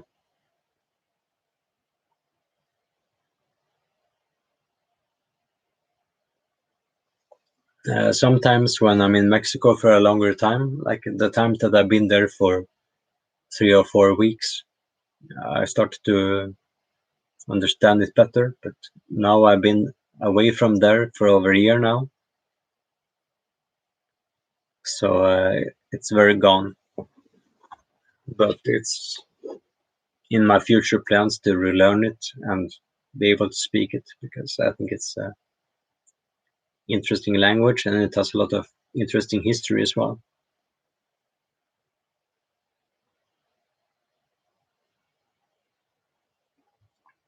Because yeah, I think Swedish is a very broad, interesting language when it comes to writing and composing stuff. But my future goals is expanding it to Norwegian, Icelandic, and Spanish because I have a lot of experiences with these cultures and languages and feel that I'll be able to do something very useful with that.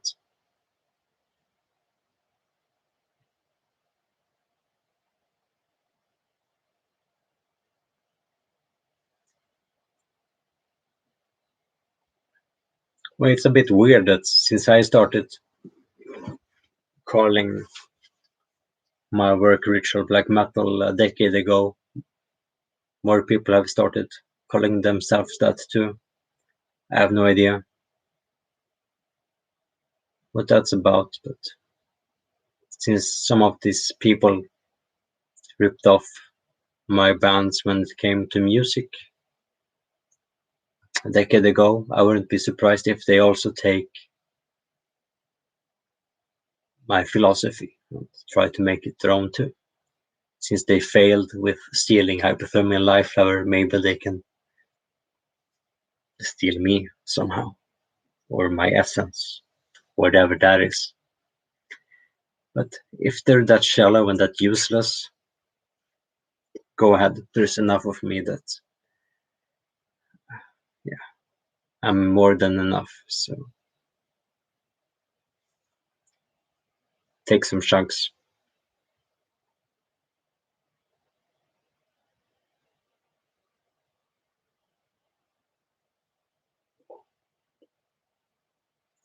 And thanks, Enki, and godnatt. That's welcome. Swedish is pretty easy to learn, but I think the same about German and English too, and some people seem to struggle with that, so I have no idea.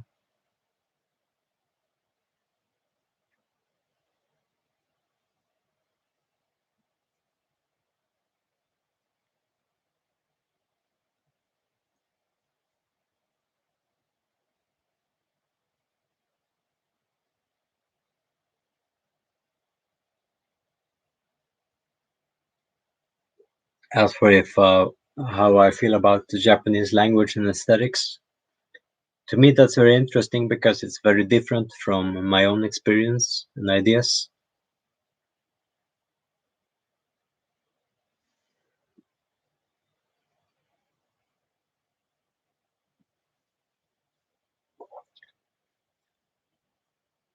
But I like the phonetic style, and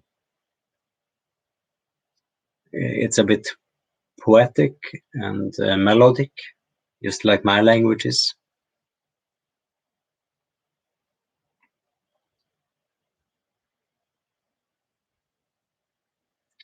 And well, if I'm more sober and less tired, I can speak enough German to order a drink or food at a restaurant, but I can't really do it at a live stream, especially after almost a bottle of wine. Sorry, because I haven't really studied German actively since I was like 12 or 14 years.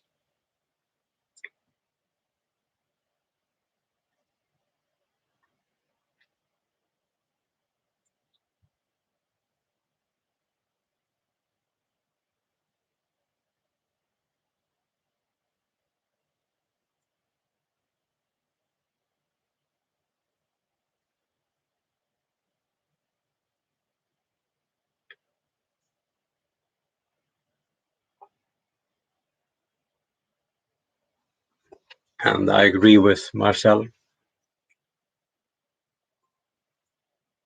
Cheers.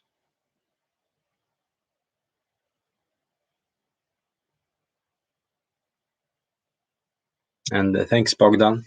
And cheers. It's my pleasure to answer any questions that comes my way. And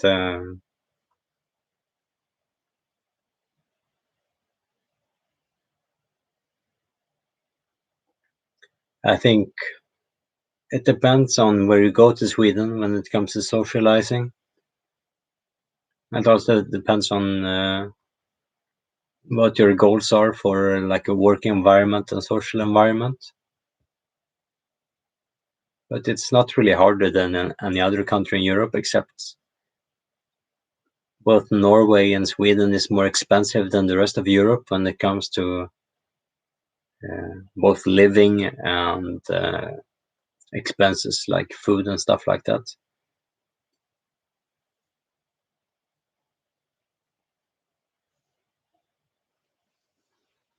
Yeah, we can be very friendly if we want you to be in our community, but otherwise we're very introverted. It depends.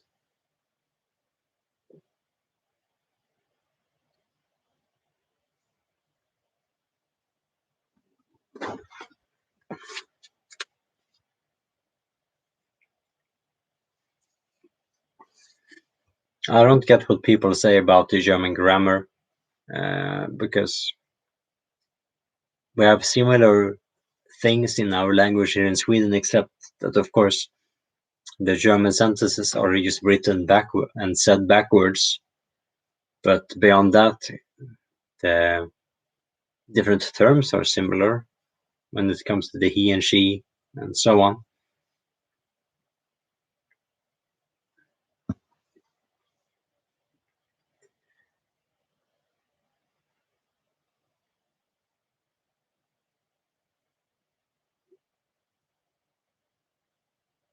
Well, Gothenburg has more districts than some other cities, so you can find a cheaper home there, especially if you're a student, like if you go to school. But if you're going to work, yeah, you're going to have a hard time because it's expensive as fuck.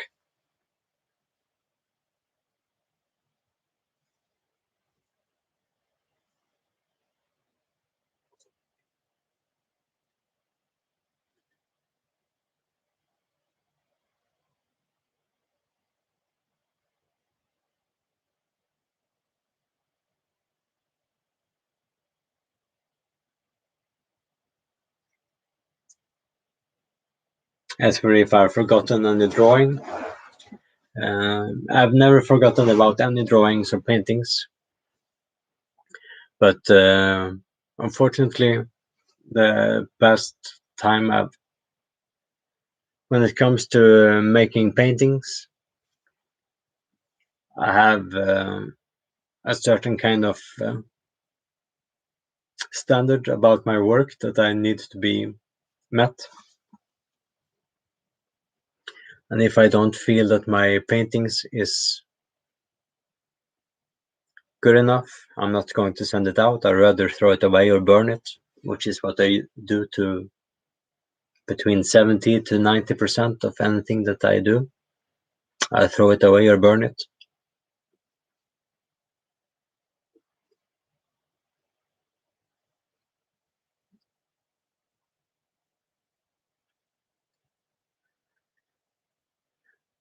And then there was also a few paintings that I mailed out last year that were lost in the mail, like one of my fans in Belgium that I was in contact with didn't receive his order, and unfortunately there's nothing I can do about it, because when I send something out, that is a painting that I made uniquely for you, and the post office fucks up,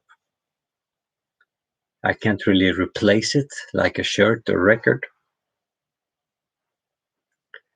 But I will definitely do my best if that seems to be the case. Like, we can find out.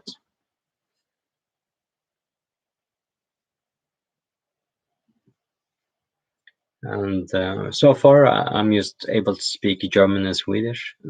Not German, Swedish. Swedish and English. And I can read German to some extent. I can read Norwegian to some extent. Danish to some extent. I used to be able to read both French and Spanish, but I've forgotten over the years because immersion. Like in my case, if it's something that I know or am passionate about, I can learn it faster. And that means if it's connected to cooking or making music, I have an easy time to learn all the terms necessary to read like a recipe or instruction manual for an instrument. But everything else, like if you talk to me in the same language that I'm reading a book in, I will have no idea what you're saying.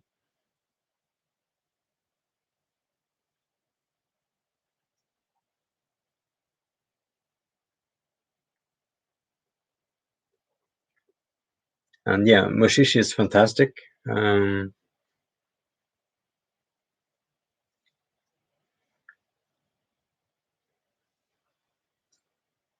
There's so much, really. Um, I can't think of anything at the top of my head right now, because I'm a bit distracted by the wine and the chat. And I will never try to learn Finnish because it's so different from anything else. And beyond that, it's completely useless to me because it's not connected to anything else that I care about. That doesn't mean that I mind it. I just have a limited amount of time and energy in my life, and I'm not going to devote any of it to a country that I don't really care about, and especially not their language.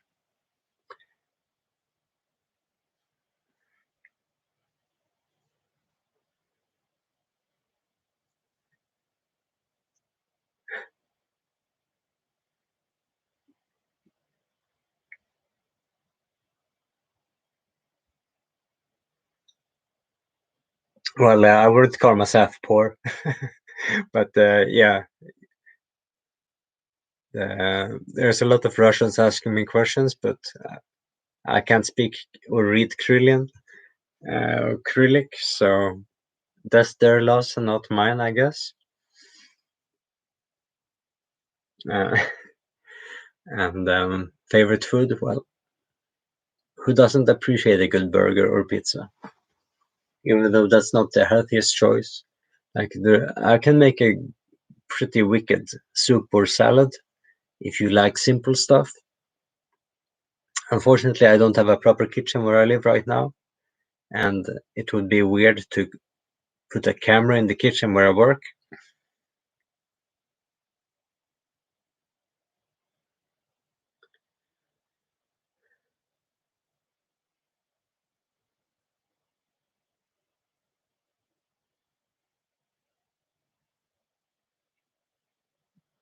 And I don't know any words in Russian really.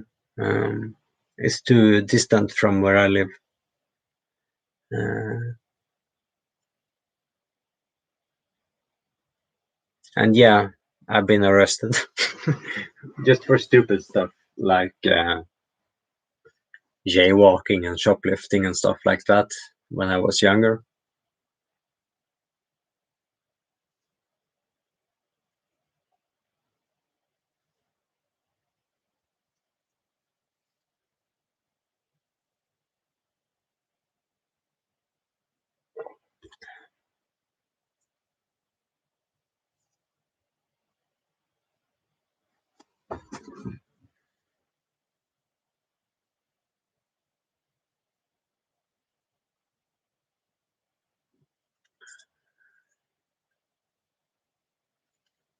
Like there was a ironic time in Belgium where I was going to a store on Saturday and Sunday when everything else was closed.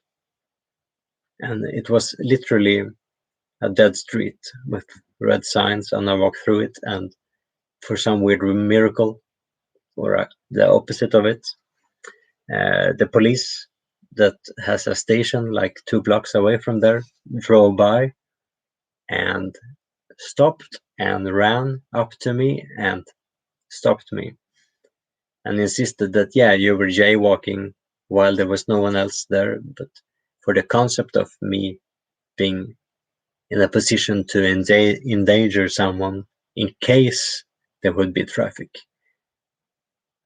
And I was unfortunately in a time where I had hurt my leg, and I was, of course, hungover because I was in Belgium, and I was just going to a fucking store to buy some ingredients to make a dinner for my friends where I was living. But they arrested me and took me to the station. I had to pay like a €50 fine for jaywalking. uh, for them to let me go there. Well, in my youth, I used to be more proper.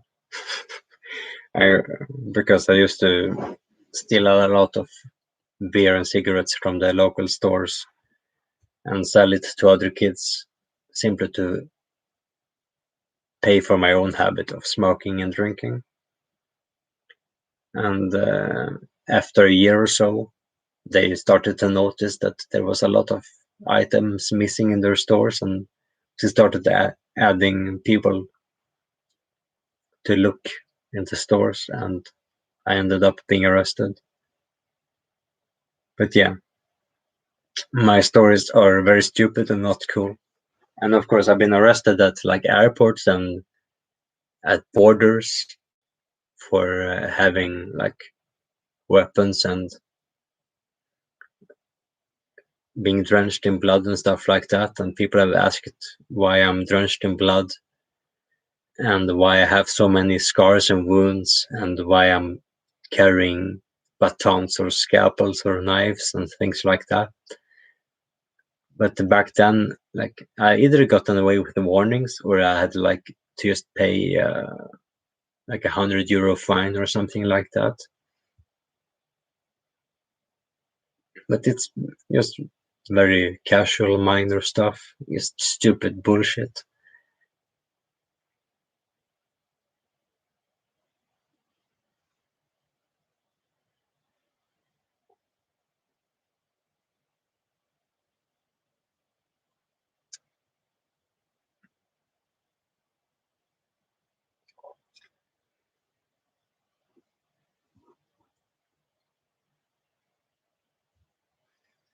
Well, in the past, I always used to have scalpels and razors in my wallet. And most times I was actually able to carry them through the airport and through security because they are too small to be noticed by their security or cameras or scanners. But in some cases, they would find them and then I would show them my arms and my scars and I say, I promise you it's not for you, it's for me. And they would laugh at me and then take them away anyway. But at least I wouldn't be stopped or be given a fine. And most of all, more importantly, I would be allowed to board my flight. Um, but yeah, many times they have stopped me to just like randomly to just search my bags for being like a long-haired guy with a guitar case at the airport, like even without going through security, because they I might look like someone that smuggles drugs or something like that. But I didn't cut myself in airports, but sometimes while traveling, like in tours. So of course I would have open wounds that sometimes would bleed. I can't really do much about that, especially in a warm summer day. So it is what it is, or it was what it was.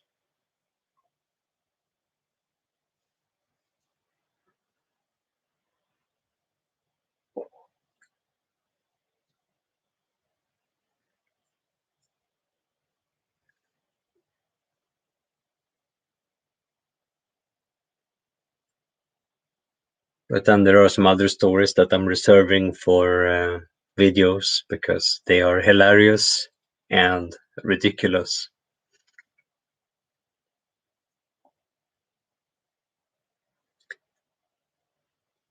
And those stories ended up in court, which is another reason why it's more useful to put it in a proper video instead of a live stream.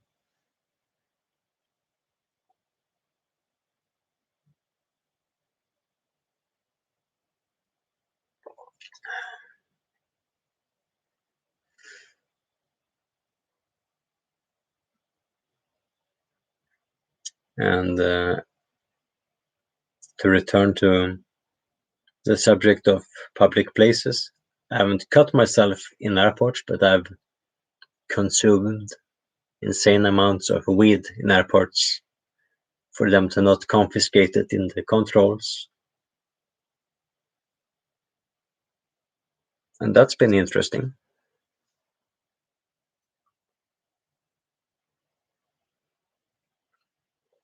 And when it comes to inflicting wounds, I do it for art or ceremonies sometimes, but not when I work actively. So not the past 6 months at least.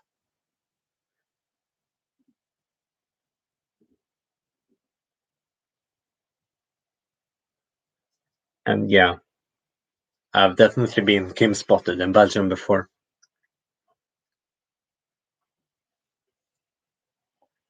And yeah, I've had some problems with my scars or my lifestyle for work before. But also I knew several of the people working there, so they were able to, for example, vouch for me, and I ended up like not working there because of other discrimination in the end anyway, because they managed to find ways to shut me out of there. But that's another story. I don't feel like it's necessary to talk about it. It's just juvenile on their part. And yeah, wherever, it's their loss. They're pretty much bankrupt now anyway, so fuck them.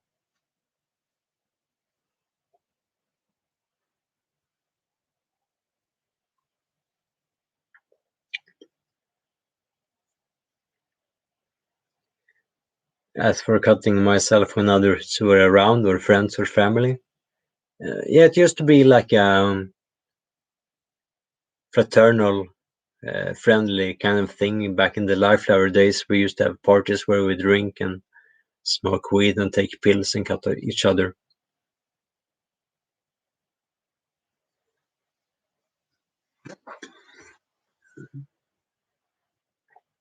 So that was like a community thing. But that's also like 15 years ago.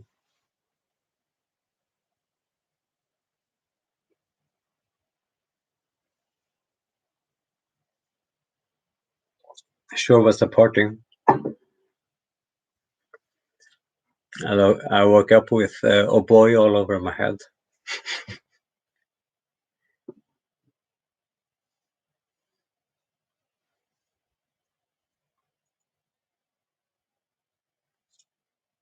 And for some weird reason, there's pictures of it. And it's weird when you wake up and your head smells like chocolate and you don't know why. And you realize through pictures weeks later that your friends poured chocolate over your head while you were sleeping.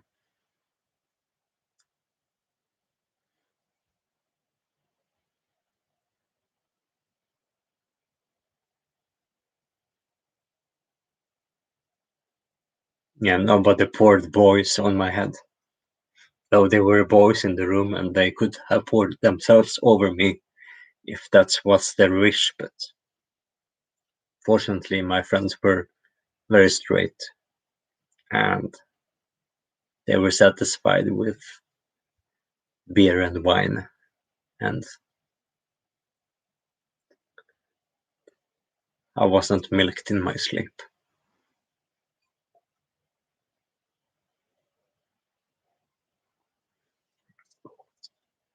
Well, I can't really tell much about when Medusa almost ran over me with his car, because we lived in the same city, because that's where I grew up, and that's actually where I might be moving back to. Uh, yeah, that's just what happens when you live nearby crazy people. But he was a fantastic person.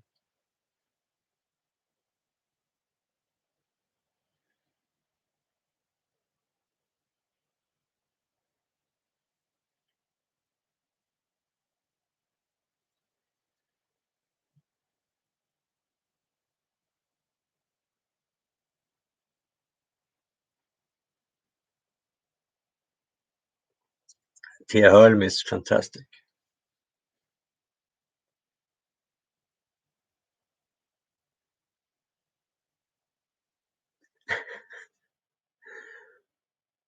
I like some of his songs more for the music than the lyrics, but you can't not smile at the stupid lyrics.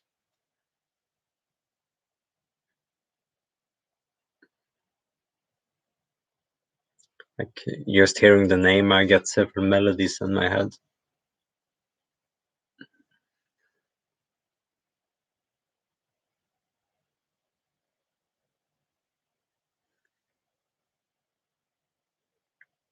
And yeah, I definitely appreciate the irony.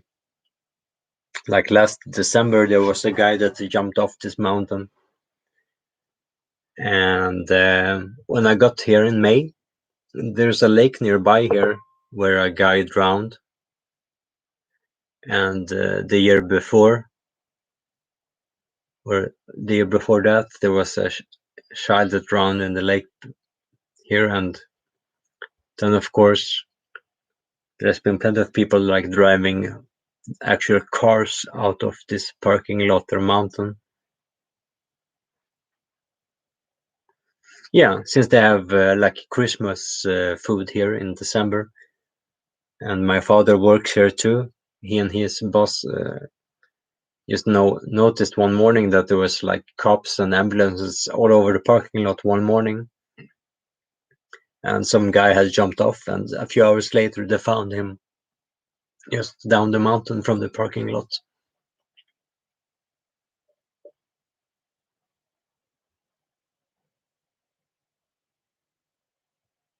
And welcome back, Kate. I think Runkeball is overrated. Uh,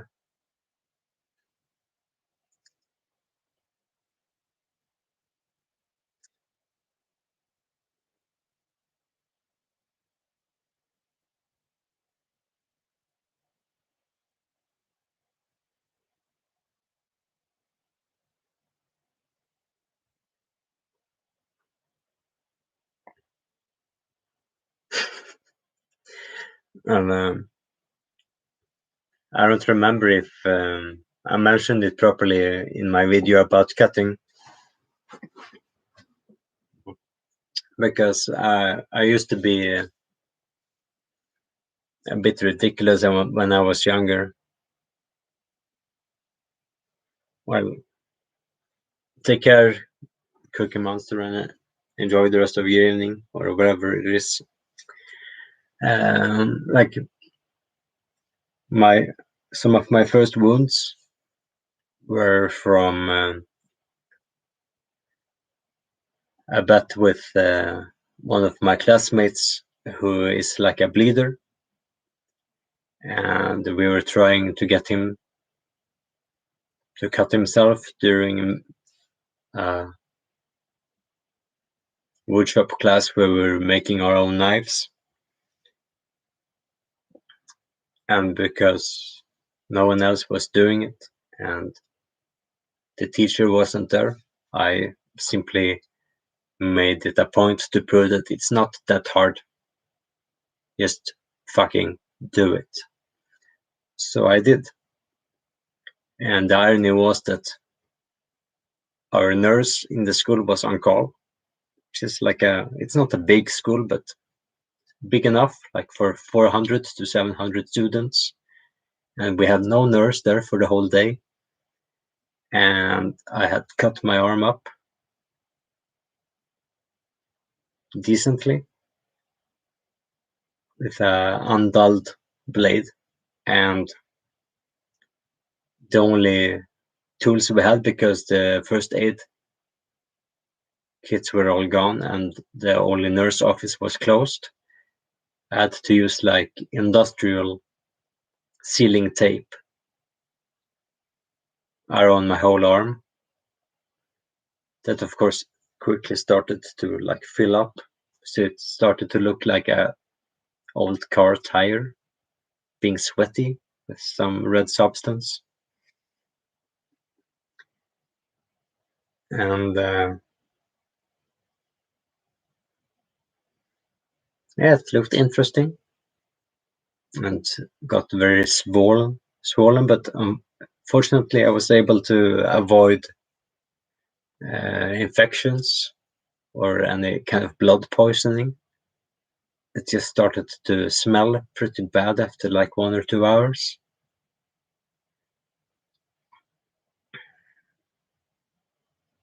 And yeah, I went to several classes after that, and even to the school cafeteria to have lunch, just walking around dripping, because there's no way to seal it properly. Like you will be dripping.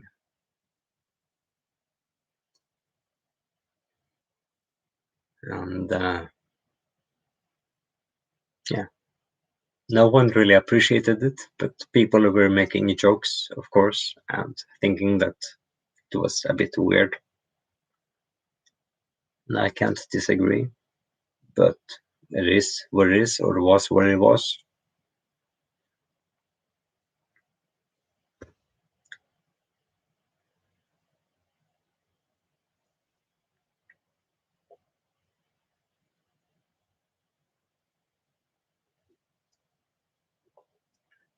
Actually, plenty of people used to punch me daily on my shoulder because I had wider shoulders than the other people in my year of school. So they used to refer to me as someone who were like,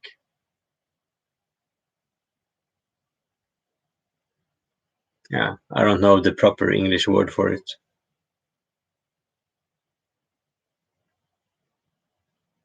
But I used to be punched every day for having wider shoulders than other guys. Because youth doesn't really need a reason to bully you. They'll find a reason.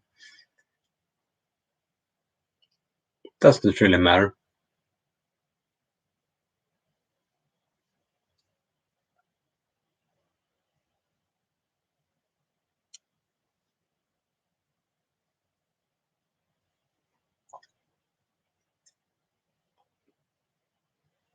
Punching people on the nose accidentally sounds like a shitty thing. We did to do it on purpose. Like in class, we had like a empty eraser gum, like the square one, and we used to flip it like a dice or card and put different numbers on it and make bets on them. And depending on if it was a lower, higher number, you would be allowed to do a certain amount of damage on the other person just to pass the time. So if you got a lower or higher number, you would have allowed to punch someone in the face or in the chest or in the groin or the shoulder, stuff like that, just to pass the time.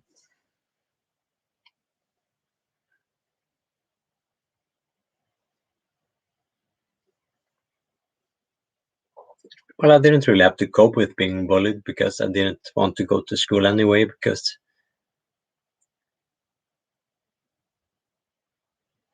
they couldn't really teach me anything useful. So I prefer to go to school or not go to school and stay home to play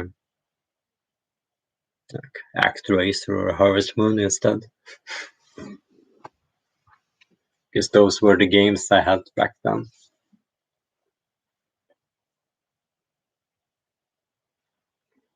And didn't have the choice to choose a different school because that was the only one in my city, and I lived like 5 minutes walk away from it, and that was of course why I could choose to also, if I didn't like it, I just go home, or in many cases, not go to it.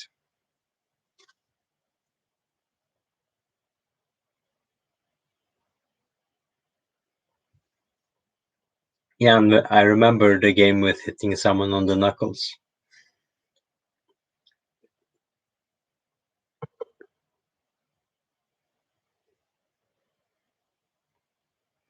And also we'd used to put like a short piece of metal or plastic that's hollow, like inside, and tie a balloon to the end of it and shoot metal or glass through it or rocks, and you can make some real damage on people. Like you can shoot stuff into actual walls with it.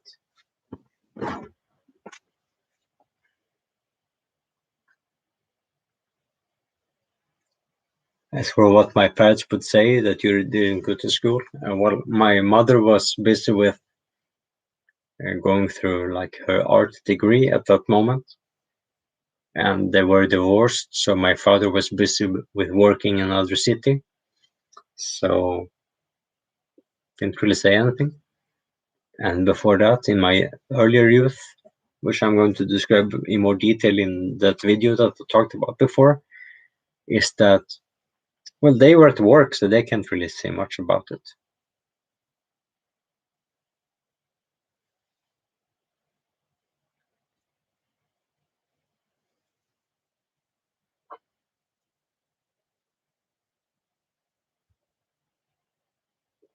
Yeah, I always had the tendency to, like, instead of going to school, going to the forest. That's why I say that nature has been my school. And if I can say something about decadence, it's that it's a testament to its time.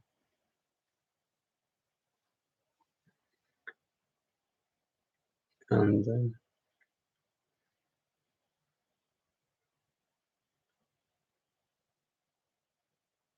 if you have to condense every year into something special or meaningful, that EP is definitely like concentrate or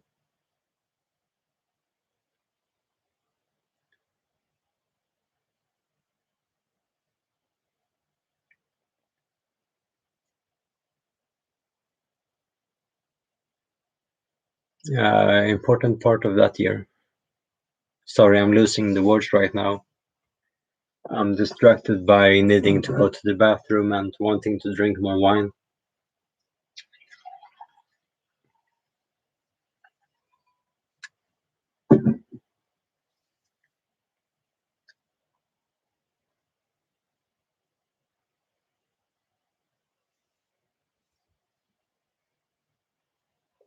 I think that sounds a bit too juvenile for our taste. Though farts can be fun and all, it's not a crowbar or a scalpel.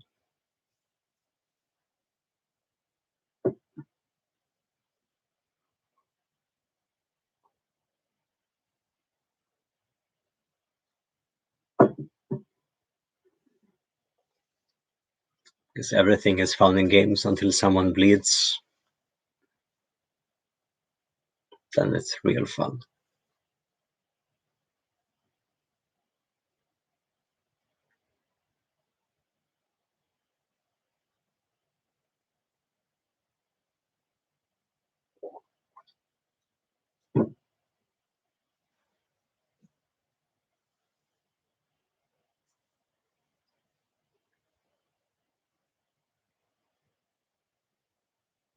Well, I was 12 in my stories, so that's not an excuse.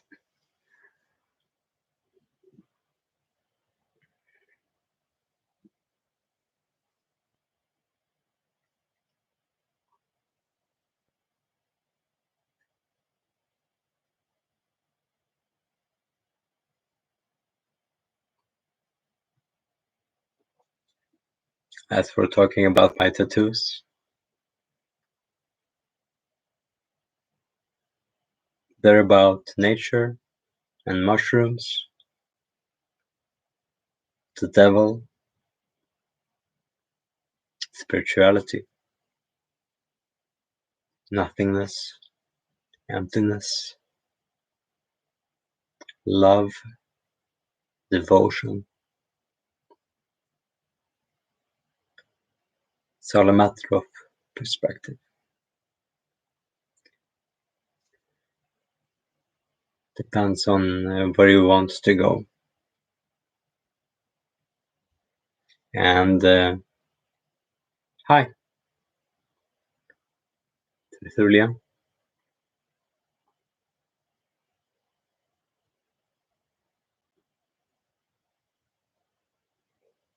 As for where people cut themselves in different countries, I think that's also a matter of perspective.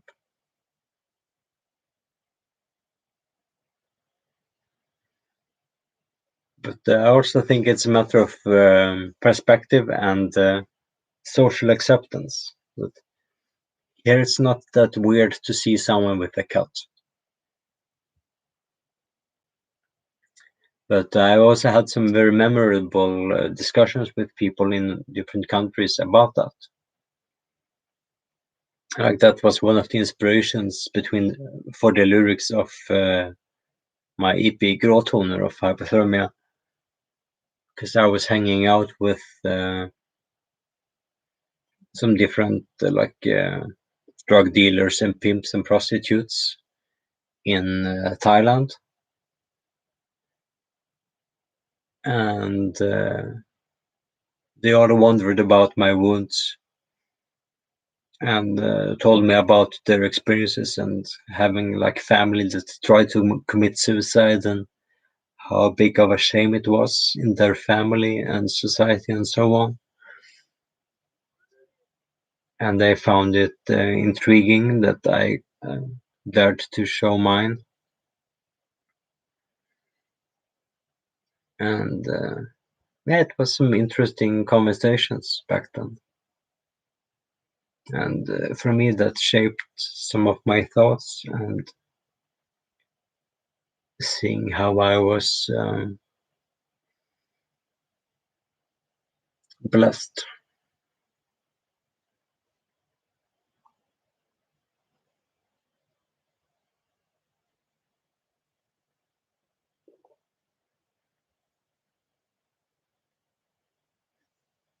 And as for me, I'm a night owl, so I never understood the concept of people being depressed from a lack of sunlight. I think that's bullshit. But I know also that I'm not like other people. And I don't mean this in a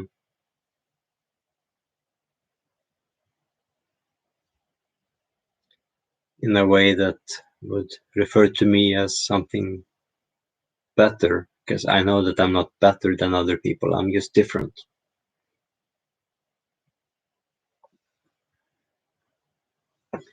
But yeah, some people definitely are more sensitive to the cycles.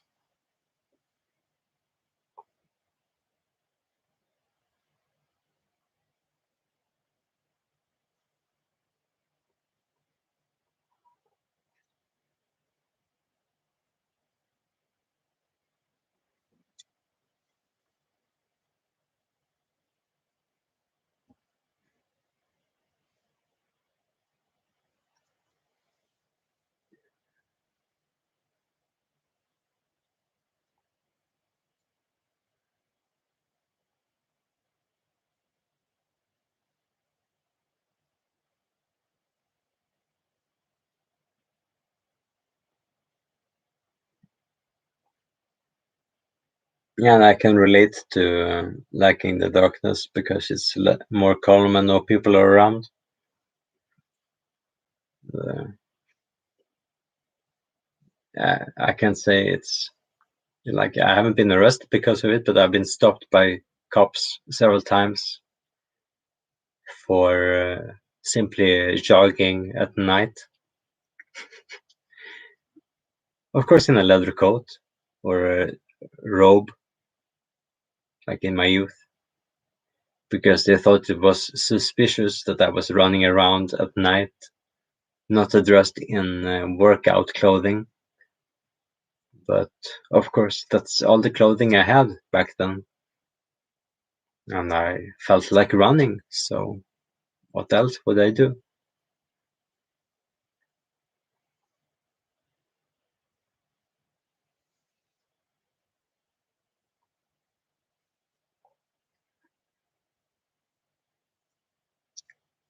Yeah, Swedish is always better than the English word for it.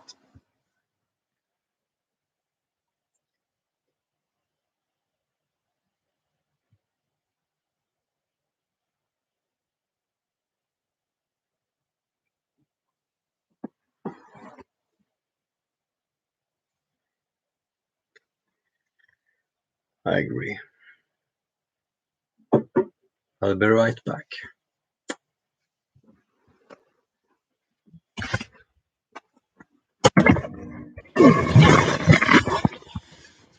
Oops.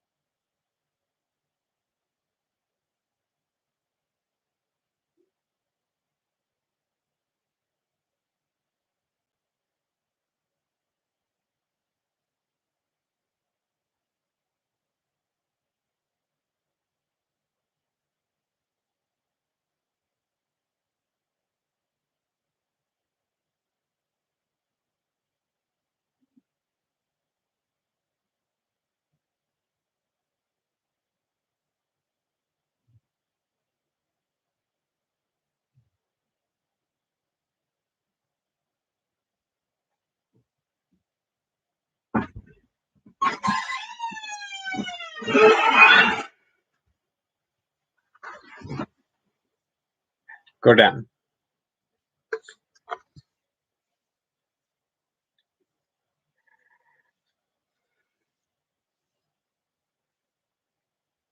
Yeah, it's one of my hobbies.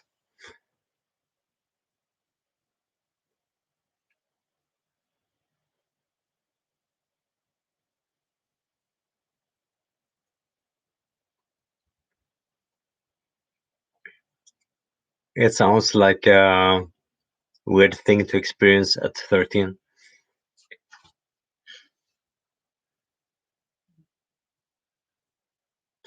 It's, I didn't really watch anyone dying when I was at that age. I just heard about it. Like my first memory of death was in kindergarten when I was like 6, hearing that one of my classmates had to drown with his grandfather, on a lake while ice fishing. And that was the reason why he didn't return to classes the next spring. And that made death real in my mind compared to just being a part of like a story or a fairy tale.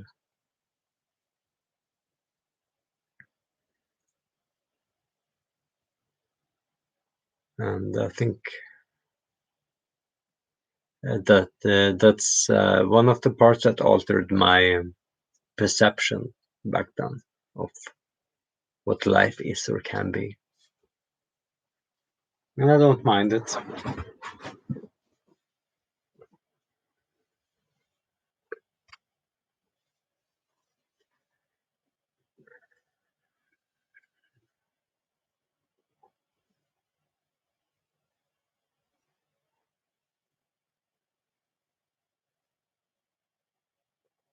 And I don't believe in therapy lamps, but if it works for you, I'm happy for you.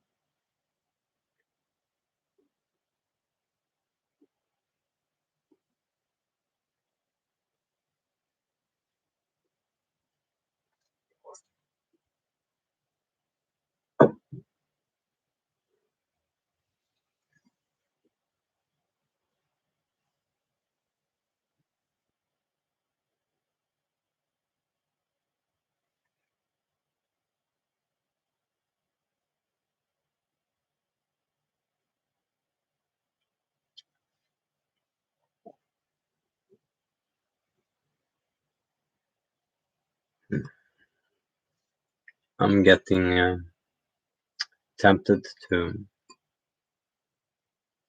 find some beer, but I also know that I need to get up in like 5 hours to work. So I'll give this about 10 minutes. Just relax, enjoy the moment.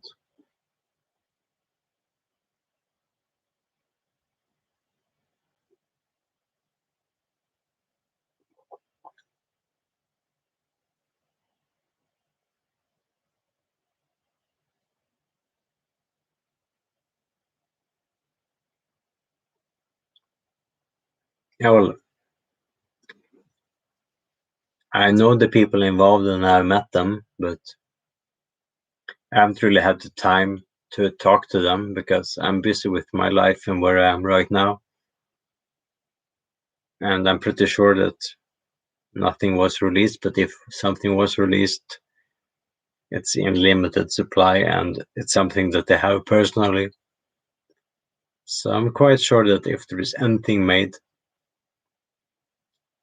you won't have to worry about it being sold out instantly. Or since I know the people involved, I can find a way to get you a copy regardless. So don't worry about it. I'll get you. I will get you some dick with head.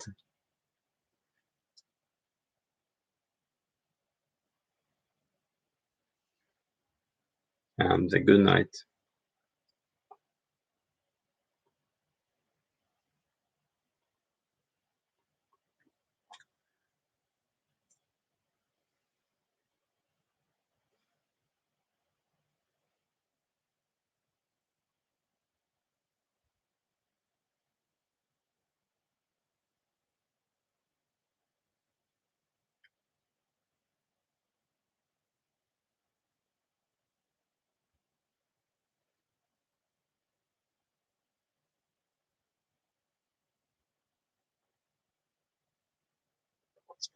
No problem.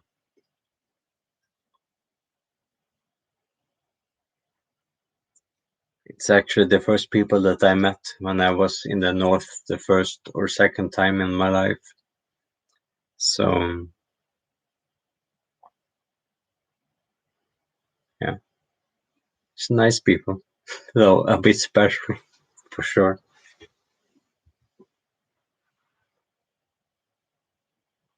Good night. It's getting closer to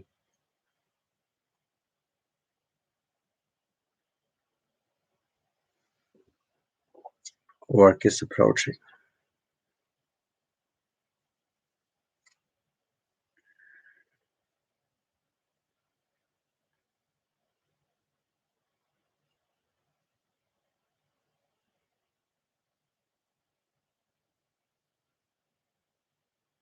Me?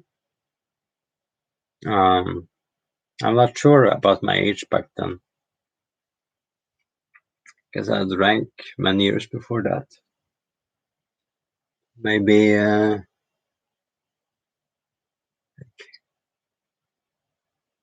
16, 17.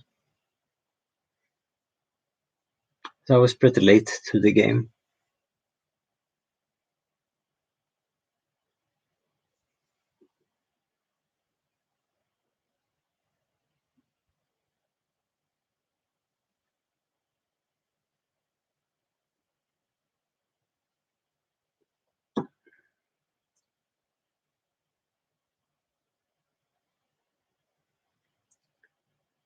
And yeah, back here it was also around like 14, 15. While most of my friends were drinking before then, but we got some connections to moonshine and purifying it ourselves. And also like stealing and buying beer, cigarettes, creating like a network for that.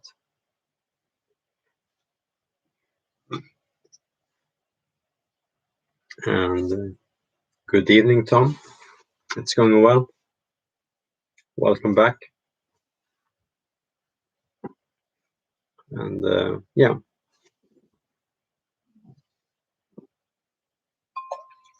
it's officially a bottle of wine in to the stream, which means that when this glass is empty, it's over because I have work in 5 hours from now. But it's good. Had some nice questions and answers with some of our others fellow sharers, questionnaires, whatever you want to call them, co-watchers, co-streamers, ritualists.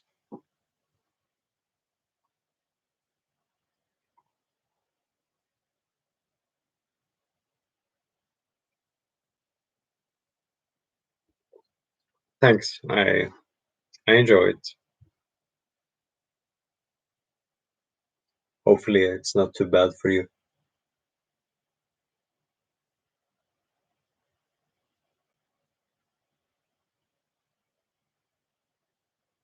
Nah. Okay, if I try to speak longer form or specific sentences, and if I'm not too calm, you definitely will notice my slurs a bit more, especially like if I would go on stage. Like I will never be on stage after drinking a bottle of wine. I can drink like half a bottle of wine without a problem. But a whole one? Nah. That's just unresponsible and unprofessional.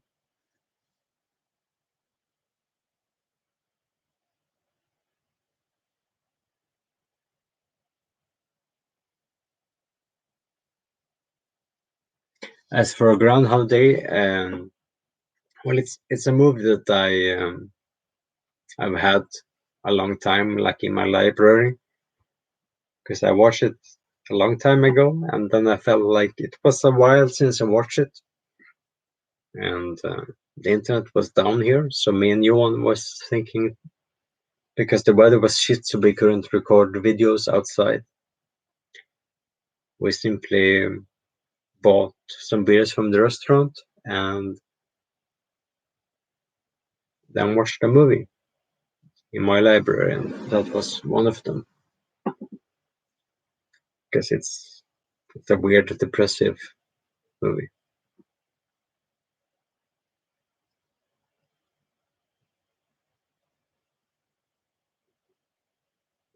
I love wine too, and sometimes I don't have it for months, and sometimes I have it more than I should. That's the charm of it. Hmm.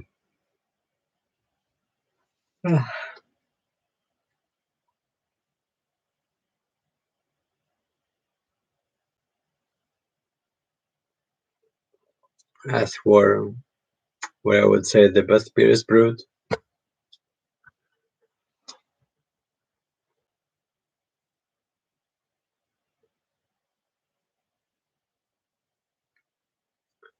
yeah, if I have to be very picky,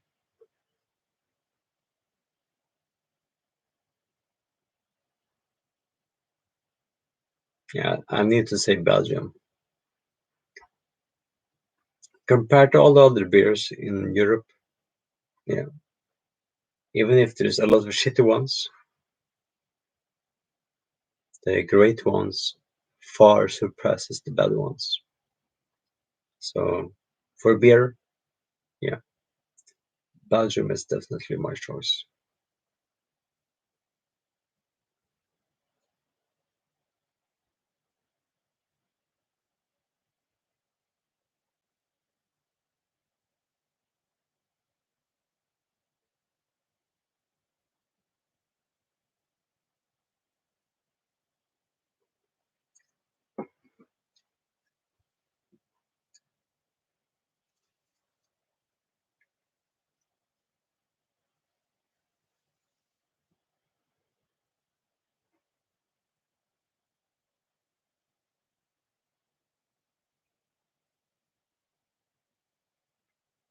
Well, most triples are that way, not just the dual.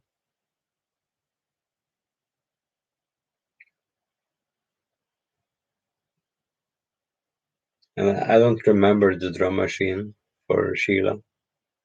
And Life Flow was the same for the first two albums. After that, I don't know. It's been 15 years, man.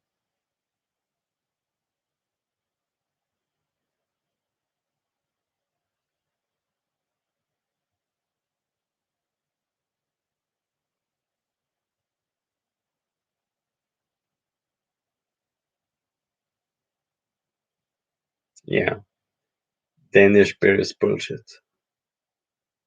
They're overrated.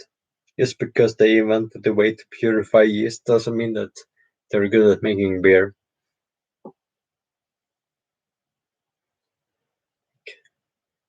Sure, if you need to, Tuborg is better than Carlsberg, but that doesn't really say a lot because it's Danish.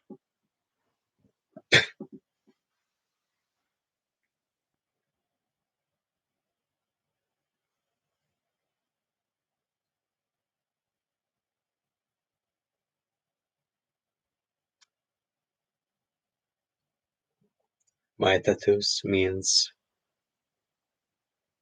let the devil speak through you.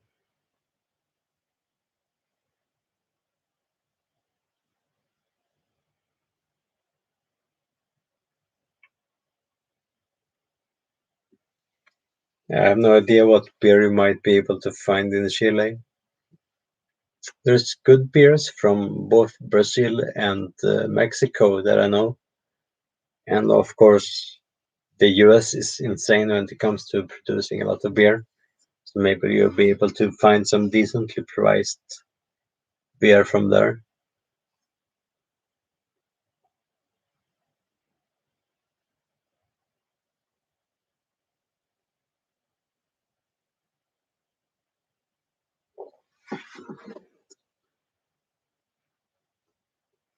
And I can say a lot about Luster or Aether. Uh, but yeah, me and Nachtzeit or Henrik has been planning to make something together for a long time. Our schedules are just fucked up, but we'll do something sooner than later. And the Linimals is pretty nice. Like they have some generic stuff, but hopefully you're drinking something good, like their old stuff.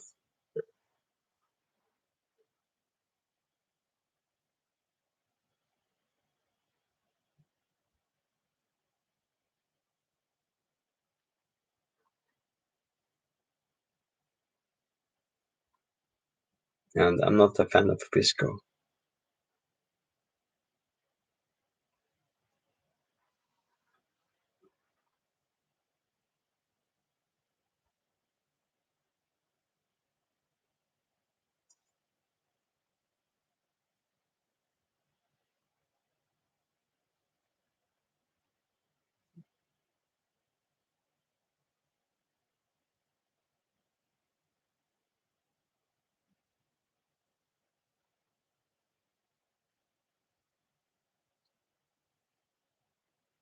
As for what music I listen to beyond metal right now, um,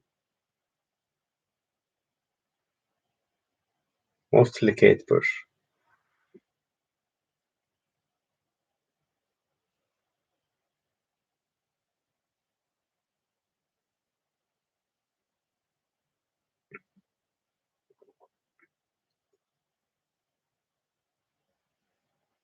As for classical music,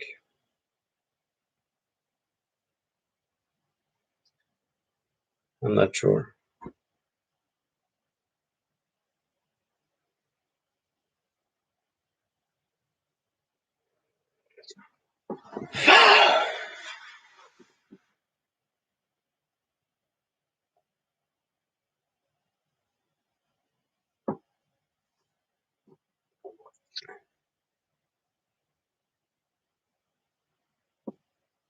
And no, not really.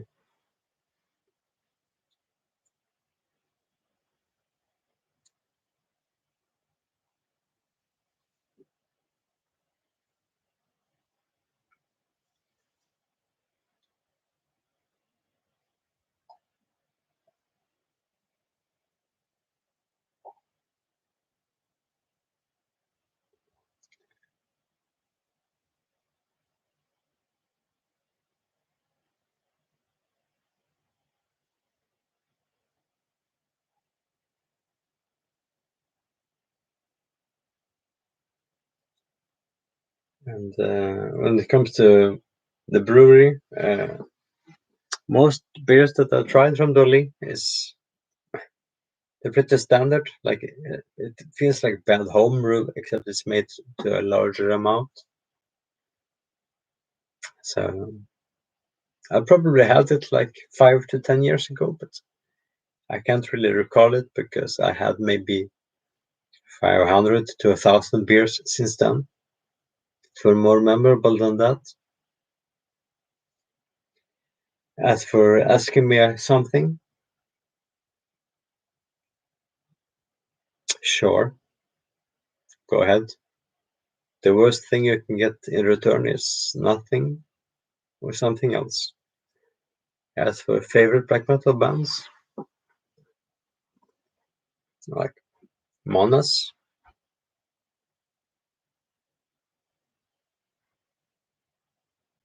Thraldom,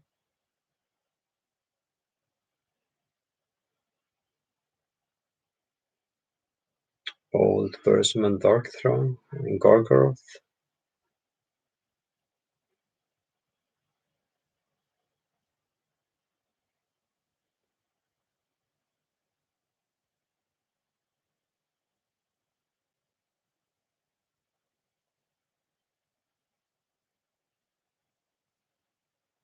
There's of course a lot more, but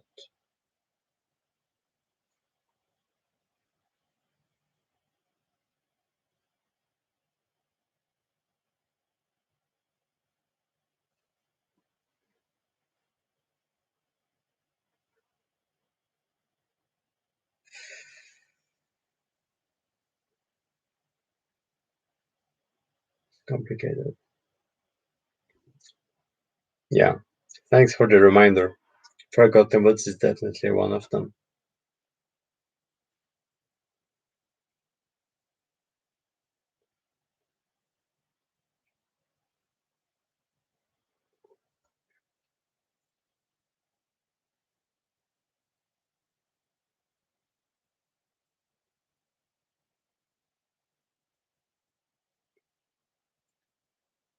Affligem is amazing.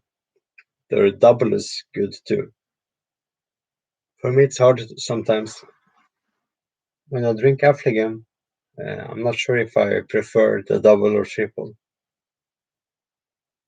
but I just know that I adore them both. And since I performed the Hekelgem, that makes me appreciate it even more since that's the same city they're from.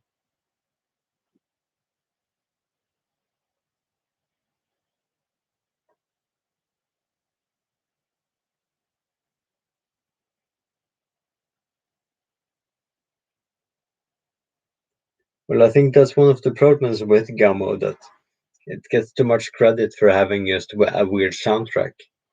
that doesn't make the movie better. And to me, it's just too vague and too focused on like the subject or context concept of like shock. Like, oh, this is different. This is also alternative. Blah blah blah. Um, it's badly shot. It's badly lit. Like beyond the soundtrack, it's bullshit. Uh, like the story and everything that happens in the movie is bullshit. And just because the movie is amazing doesn't mean that the movie is good. So that's why I think that the movie is bullshit. So I dislike both the style and the characters.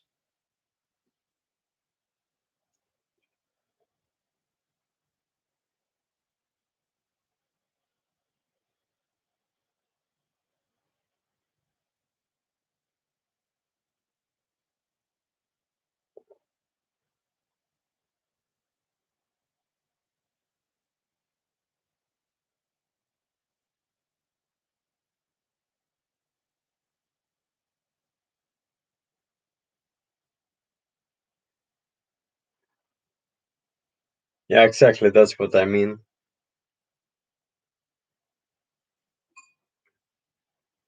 It's like if Crawford did a movie, that's what it would be like.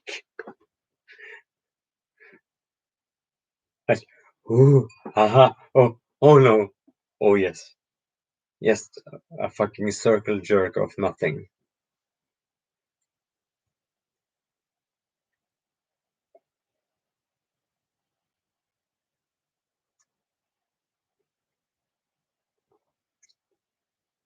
Like anyone can make shocking for the sake of shocking.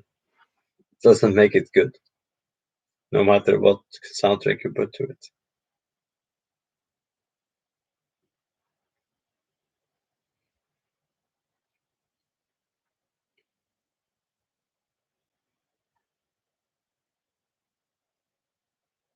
And like I can assure you that if that's your requirement for a movie, I can make it better than that.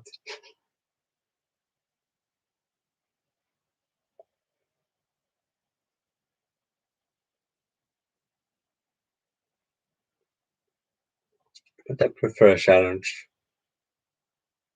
That's not it at all.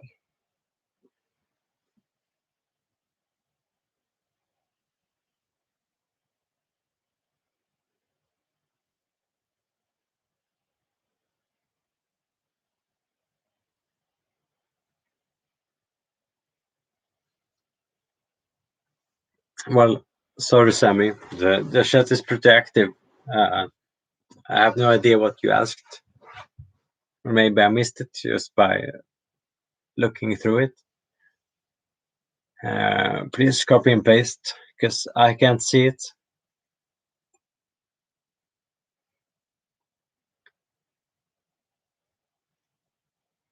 And I agree, Fight Club is more provocative.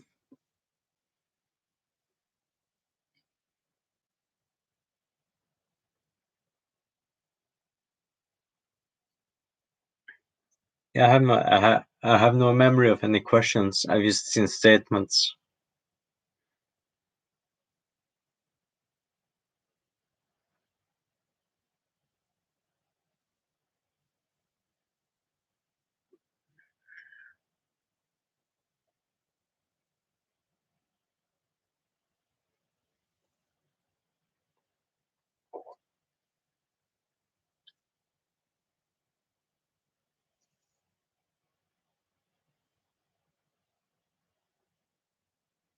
Yeah, if there's naughty words, YouTube might say nah nah nah, but we never know because YouTube is YouTube.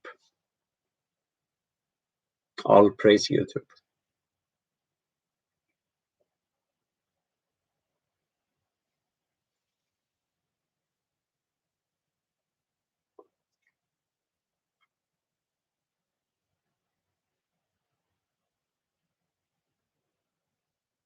I have no idea what that means, Sammy. Damn it.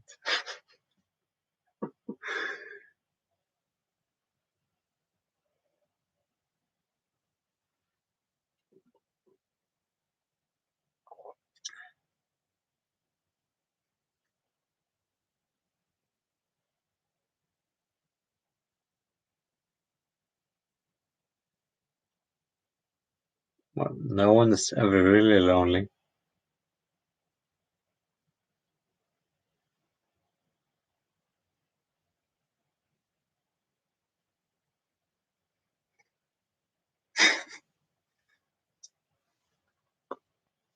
Well, it's a question.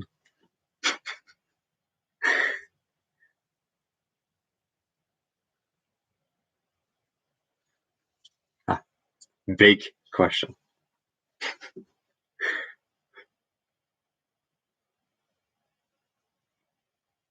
I prefer tapes and vinyls because you can really record them,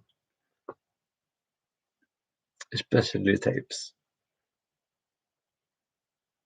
Everyone gets lonely. Well, write it in fragments in case that the chat censors you.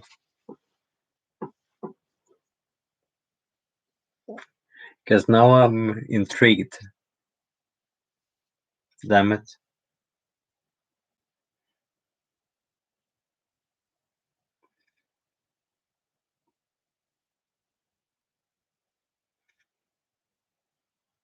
Sounds like you're bragging.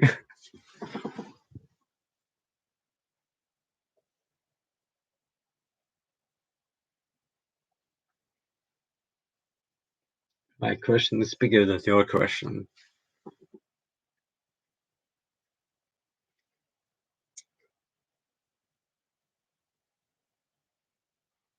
Yeah, it's really weird. I don't mind, but I'm going to have some prerequisites. And hi.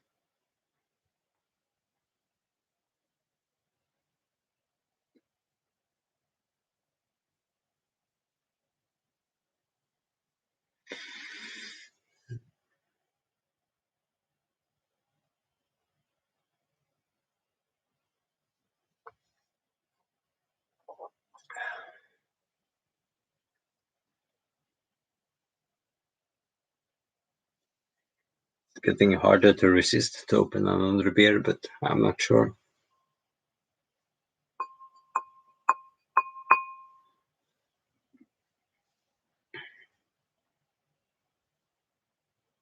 We'll see what happens.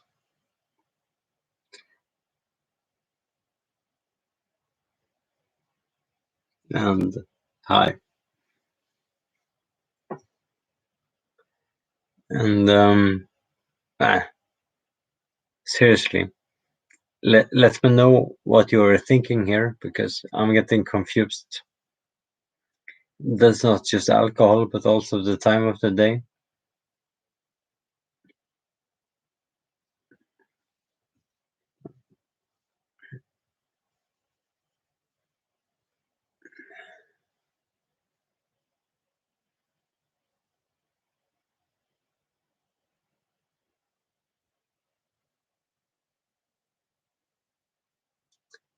And that sounds a lot like something that would get trapped by the spam.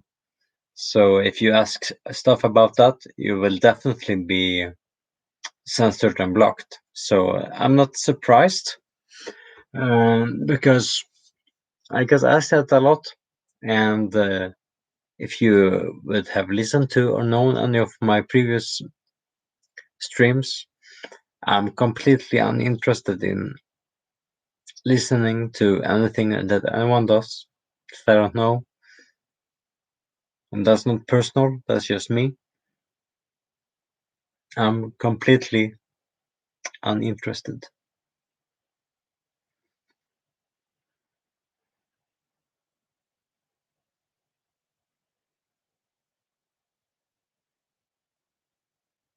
And it's close to 1:30 in the night here. That's why I'm saying that I'm considering going to bed, because I'm getting up in like 4 or 5 hours. And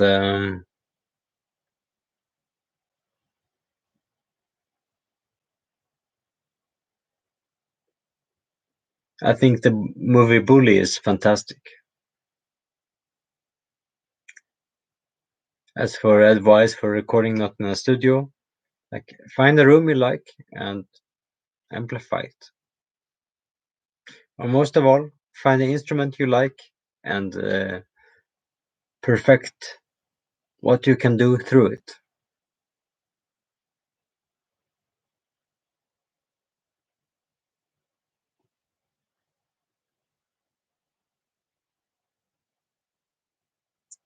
Yeah, I've seen Bully maybe 4 or 5 times, and I consider sampling it because it has some fantastic moments.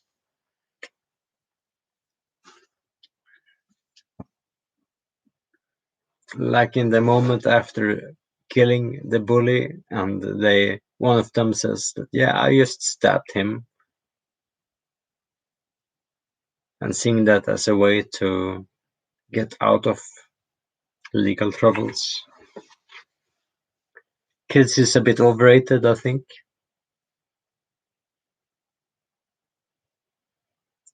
And Ken Park is a bit like too much shock value. But I think Bully is the most genuine out of them.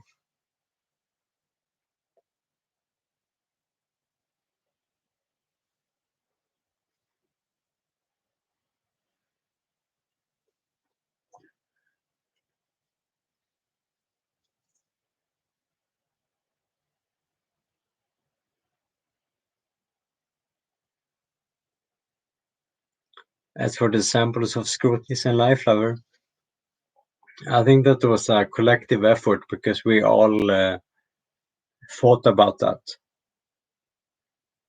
And I bought the box set of Scrutinies at Hemshep last week by accident because I was bored waiting for the train. But yeah, it was just a collective joke, because it has like a cult status here in Sweden.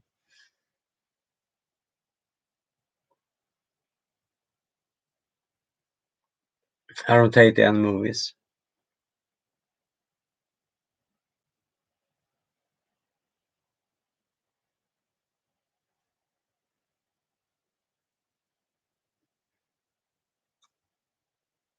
And I don't have any idea about Curati that you talk about her microphones. Sorry.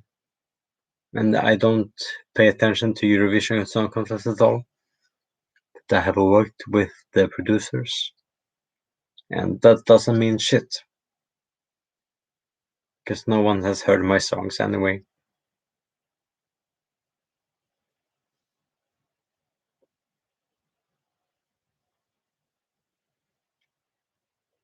And it was the same here. Scrutiny is weird.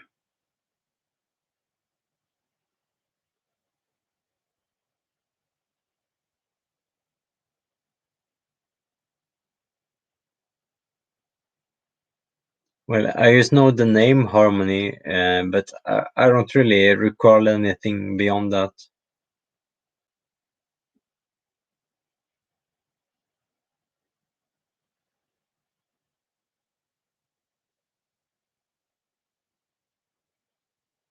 And I don't give a shit about Eurovision Song Contest.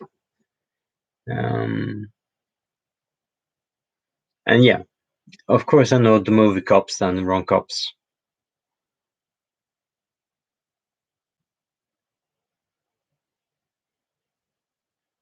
Or especially, well, Cops is a different Cops, but you should check out Cops or Wrong Cops and Wrong. And also, yeah, anything by the same director, because that's much more weird. I think we're talking about different stuff.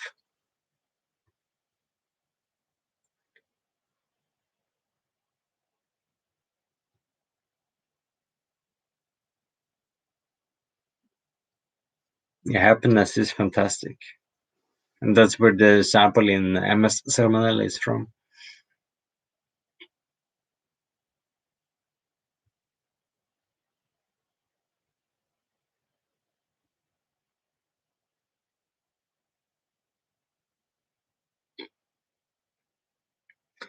And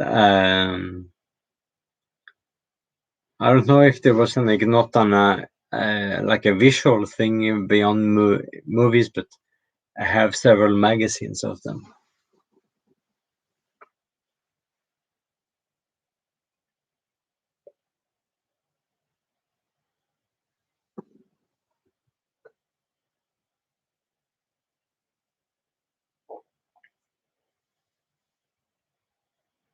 No, I haven't seen that.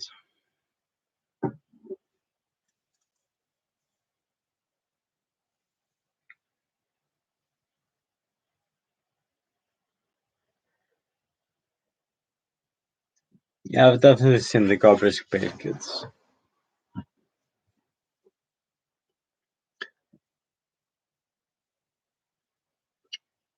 I'm officially out of wine right now, so I'm not sure if I should sleep or grab my beer. Let's see what the devil thinks. And hi.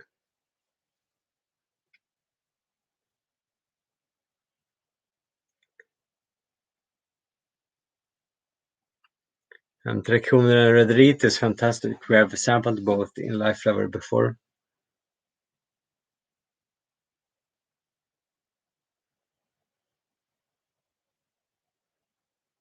That sounds disgusting.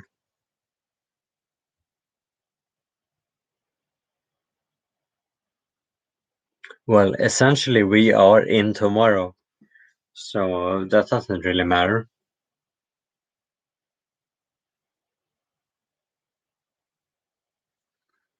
Well, I think I'm in the wrong county for that. I have no Vigo here.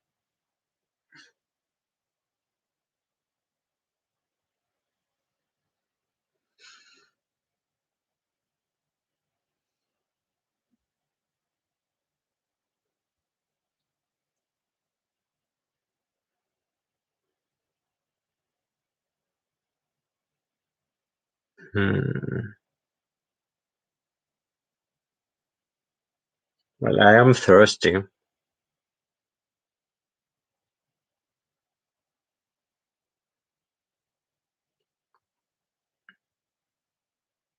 Everyone keeps misspelling Farford's name, but that's his problem and not mine. He's been artist for over 20 years and people still can't spell his name. I would see that as a problem.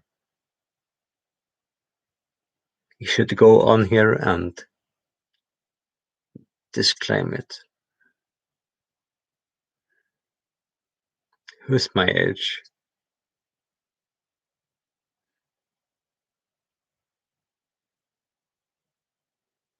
And yeah,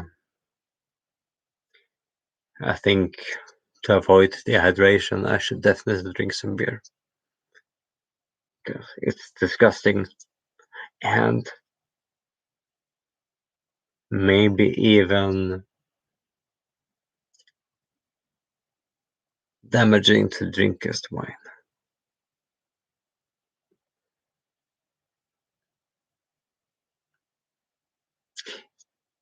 Not sure I am.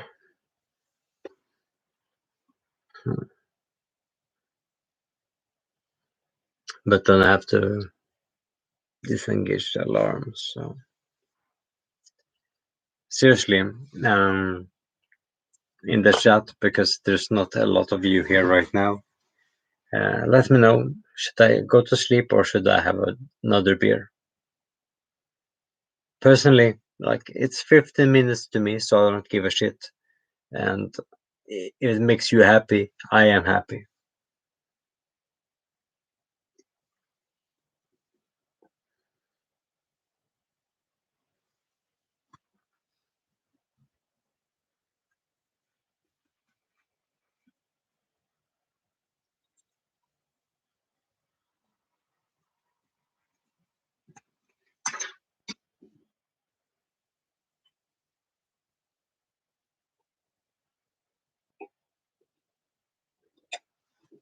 I've seen the movie Postal, but I played the game.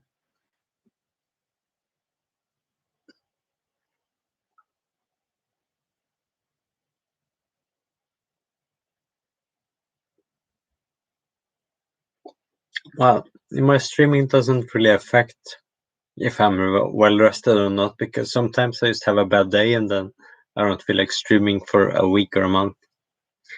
So unfortunately, you, your advice sounds really sweet, because it sounds like I would have time to make 10 streams if I used to rest enough. But my problem is that I never rest enough because I'm a fucking stupid.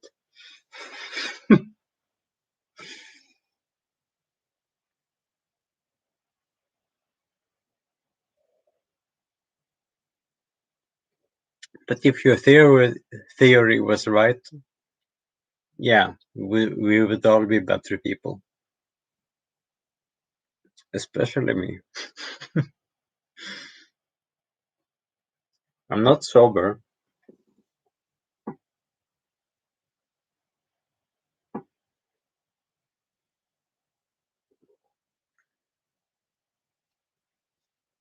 Everyone is stupid. If you need to go into like details,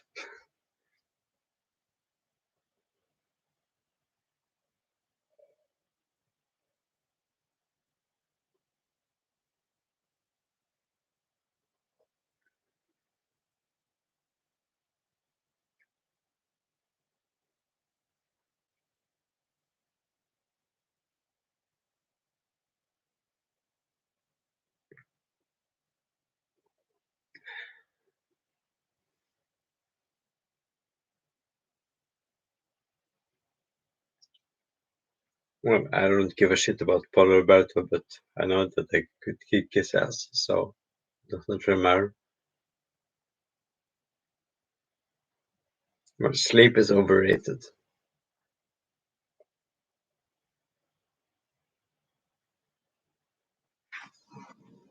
And Circle is weird as fuck.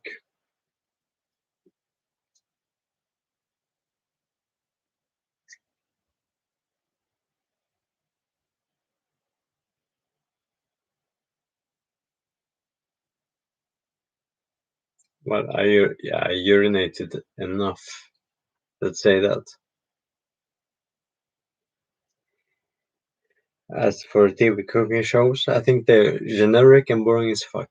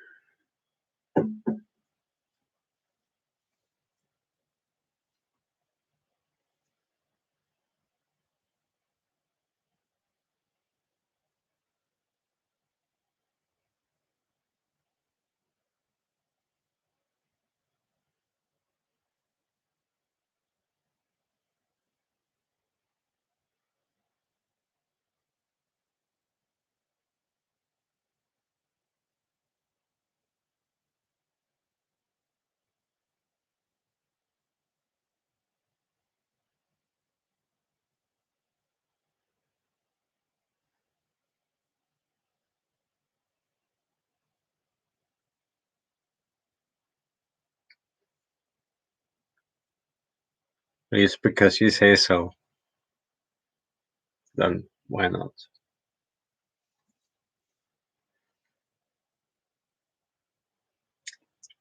I don't have 10, but I have 1.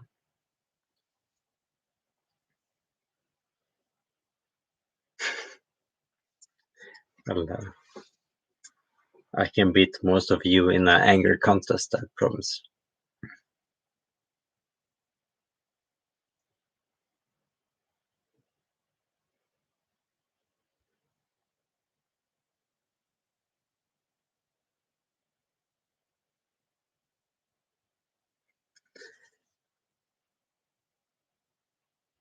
It's just 12 hours, so I haven't seen Circle in maybe 10 years. As concerning that, I'm going to get my beer, and then you can think wherever you want. You can enjoy the painting meanwhile. Well,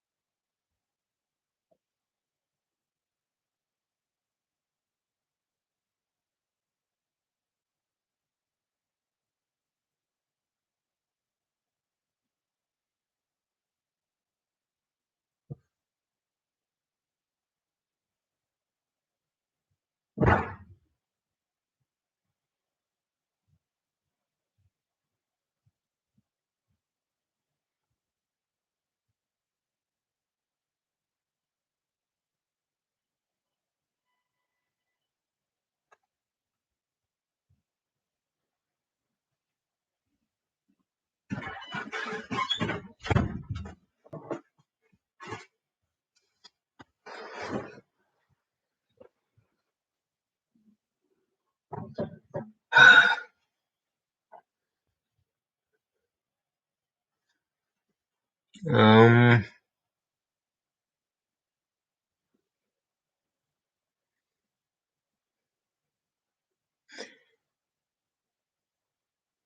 and hi. It sounds a lot like you're discussing the movie that, well, I haven't watched whatever Niklas was in, but like a decade before then, like Daniel Field was in the movie too, and that was also bullshit, and people were raving about it just because he was in it, but then it proved that yeah, it's just a bullshit slasher too. So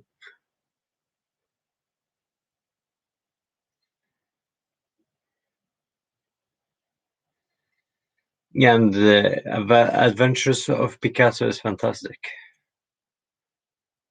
and so I think Sasquatch sucks.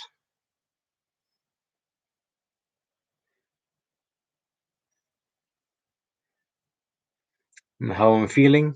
I'm feeling neutral. I just need to find my bottle opener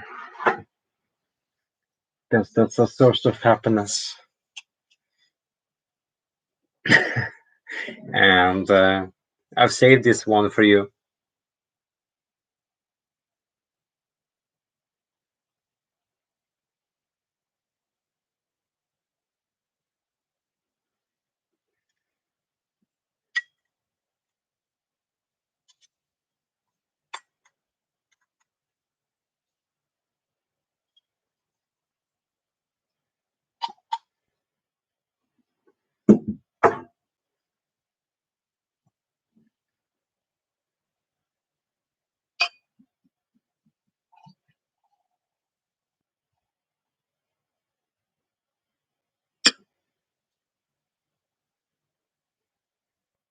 Yeah, speaking of the devil, I'd say this for me and you one, but the weather was shit, so I kept on saving it.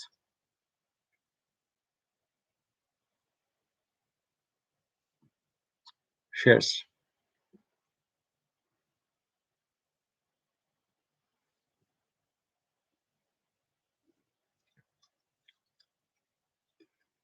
Yeah, it's like a blonde version of the strong ale. Cheers. Trips is nice too. It's special. Reminds me of my grandfather.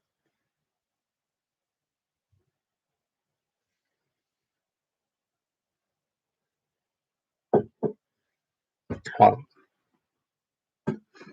As we're speaking of the devil, I can show you a picture of my grandfather, and some of you will be surprised.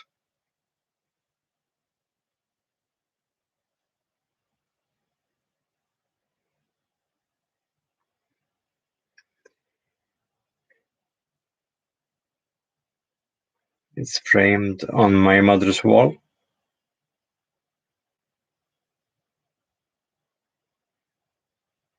It's pretty similar to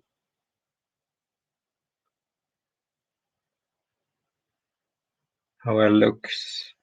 Like this is 70 years ago.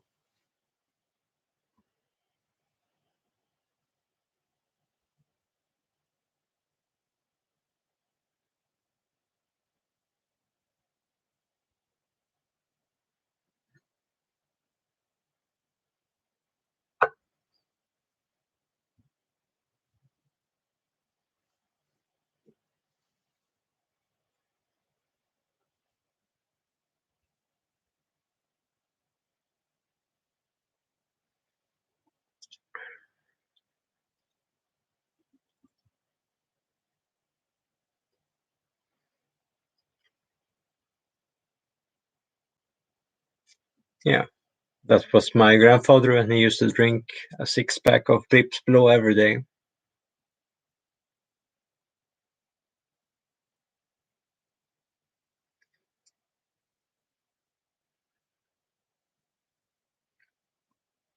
Just a fantastic man.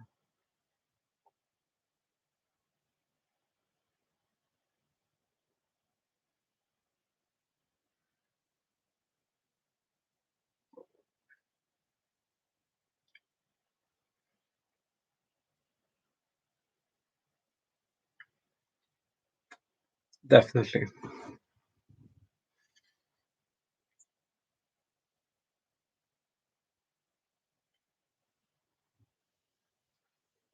And his wife was the grandmother of the girl on the pullover cover by Life Lover.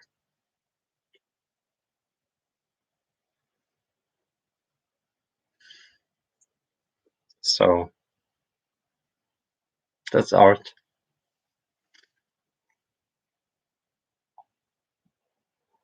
Definitely a Life Lover.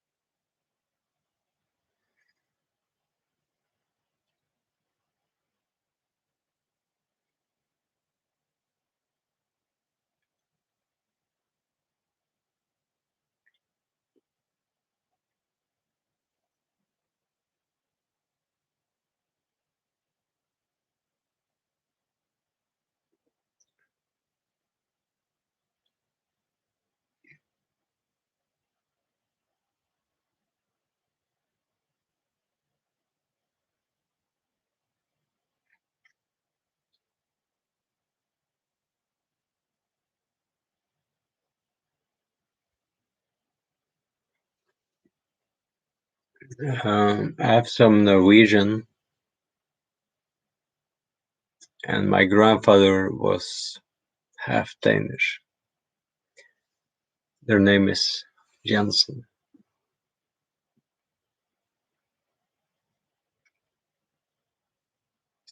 But beyond that, yeah, closer to Norway.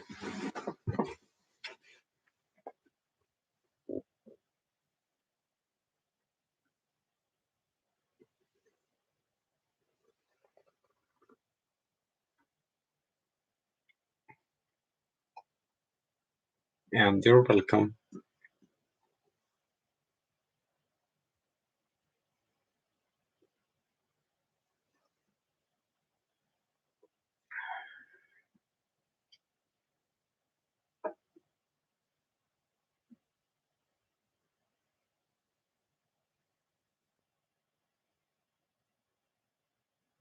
Well, I'm sharing all over, so regardless, you're welcome.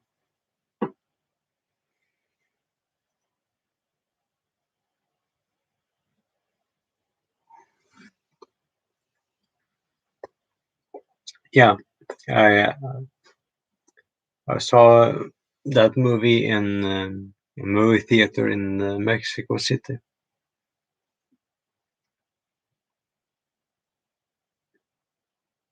I liked it. I think it's odd but interesting.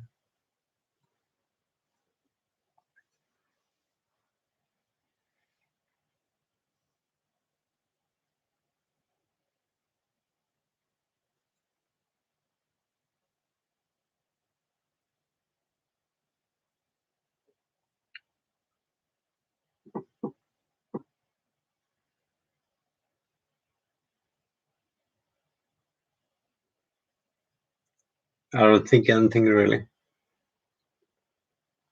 But I understand your question about it. I just honestly don't give a shit.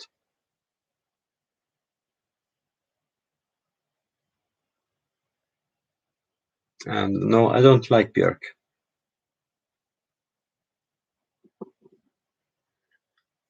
I love Björk.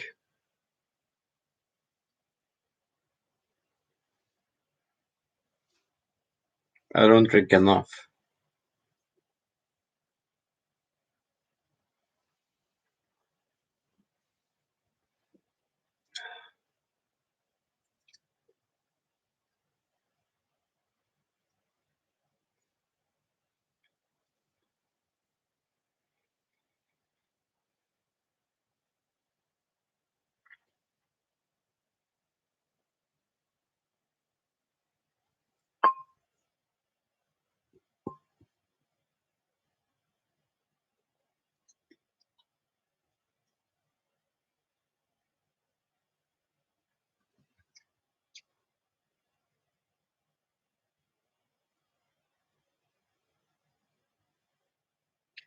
I prefer Vespertine because that's what I've had most time with. But yeah, it's hard to say among several albums. But yeah, if I really have to choose an album, Vespertine is the one because it's almost flawless. Almost.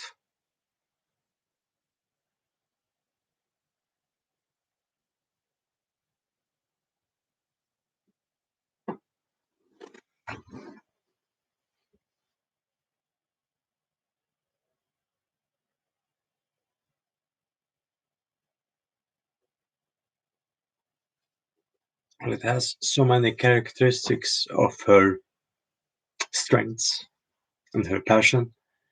And if you really listen to it, I think it's unavoidable and unavoidable to really hear.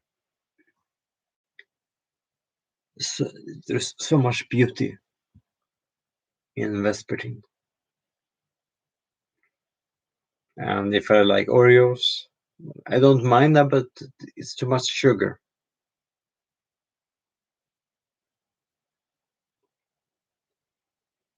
And I can't say a favorite tracker album, but as mentioned before, Vespertine is fucking fantastic.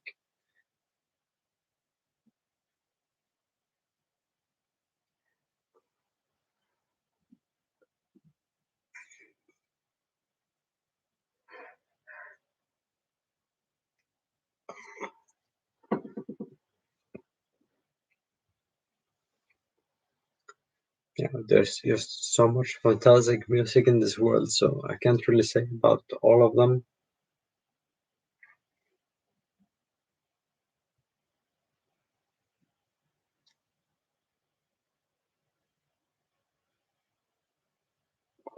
And Lasse, yeah, definitely. That's why there's people that I want to hurt, and I have to censor myself to not talk about them too much because I don't want to give them the space. But yeah, there's people that have stolen both directly and indirectly from me. Like literally stolen actual songs from me. And yeah, I'm not going to talk about it further because they don't serve the exposure. It's not just sensitive but personal, and yeah, as I told them in person, the day that you quit being of service to the devil, I'm going to cut your fingers off.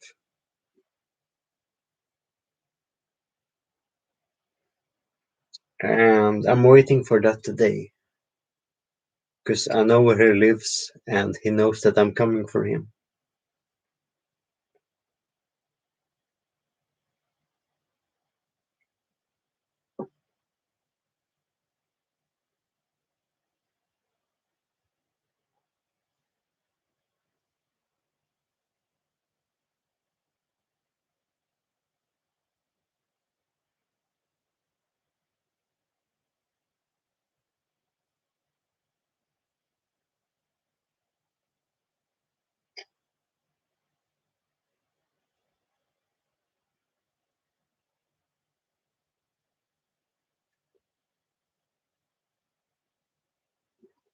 Who is who?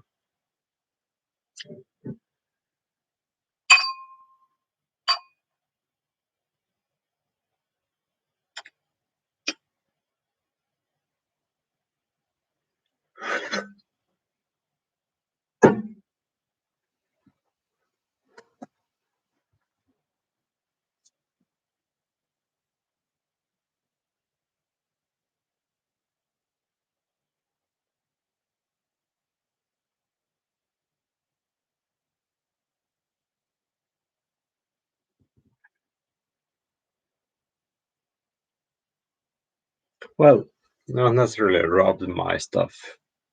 There's plenty of people that has stolen, thieved, or ripped off.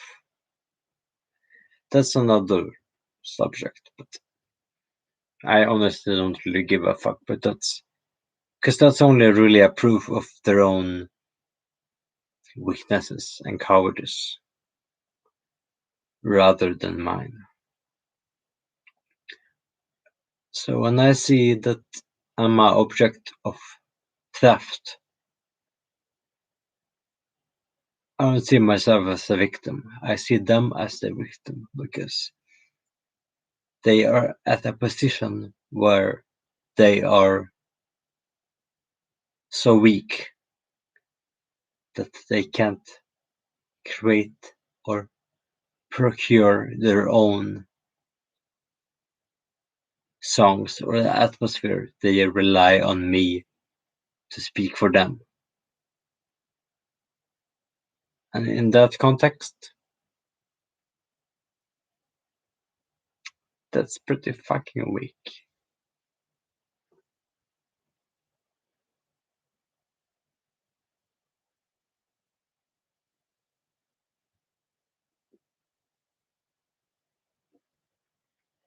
There's nothing edgy about it. It's just predictable and boring and bullshit. Fuck them.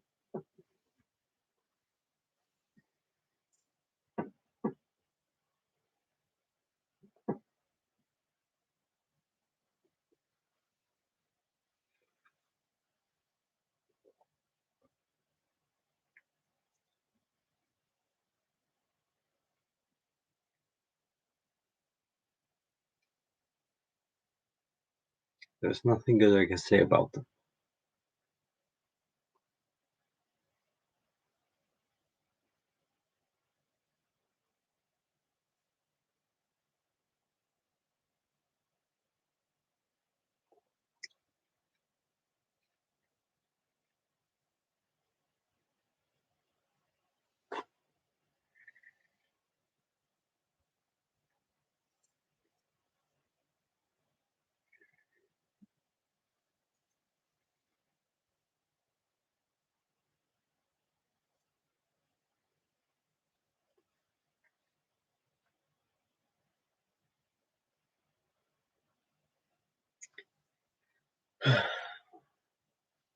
This beer is pretty good.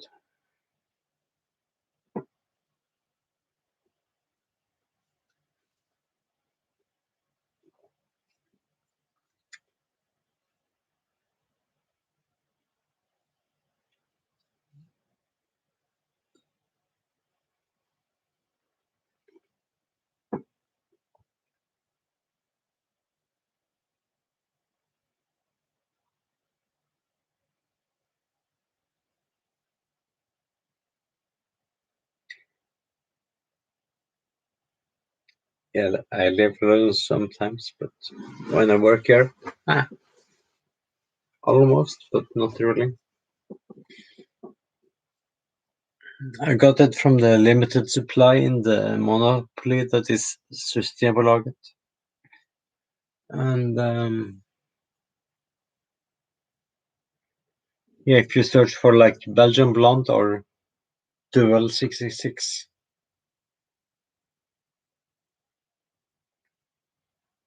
you should be able to find it.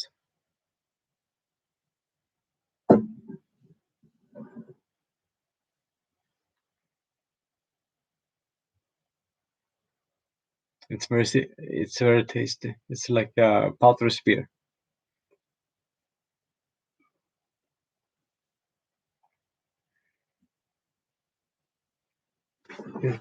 They have like a light beer. It's only available in like 25 centiliter bottles, and it has a green label. And that one is really good. Better than the regular red one. And I always buy it when I'm in Belgium.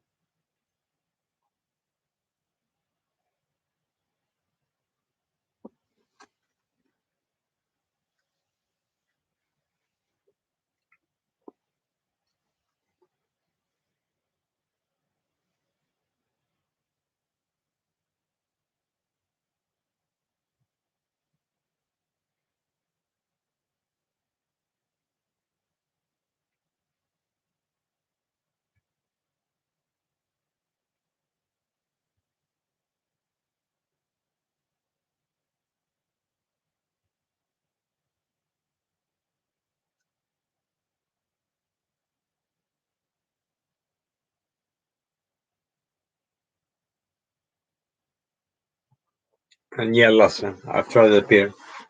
To me, it's disgusting because uh, it's like licking ham, and I don't like that.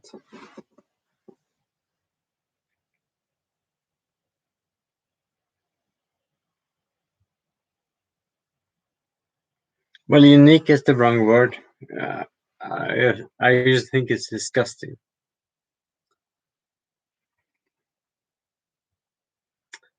Like it's the wrong kind of licking ass, if you say so.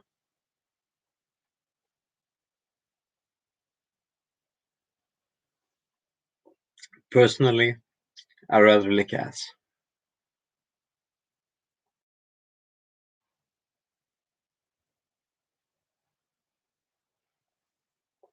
And yeah, I've tried different versions of the rot beer, but it's different.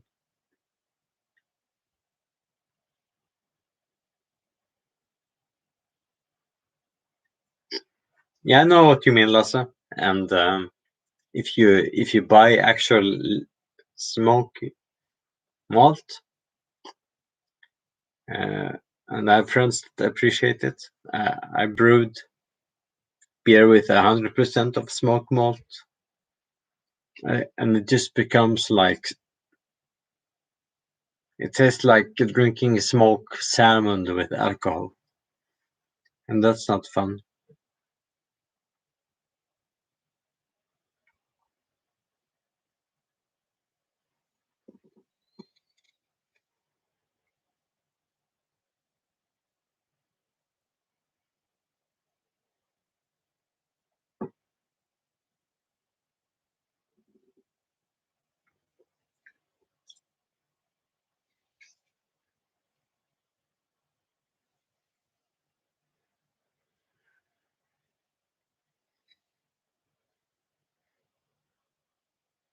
Yeah, definitely, but that doesn't mean that it's good.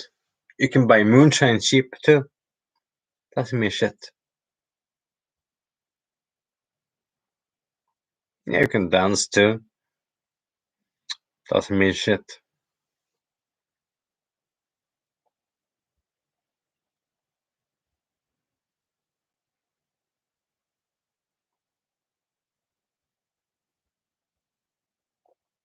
No, I don't really have anyone, but of course I like she Kokosh, but beyond that, not really. That's just from the amount of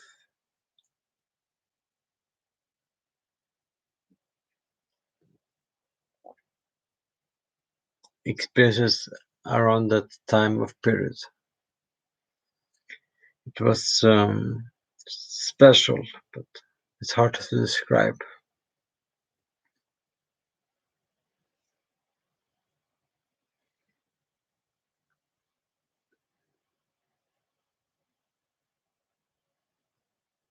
Yeah, I still have some beer left. That's not my fault.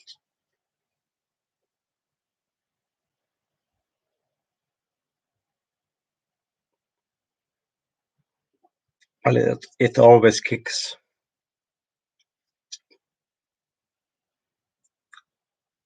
What else are hoofs for?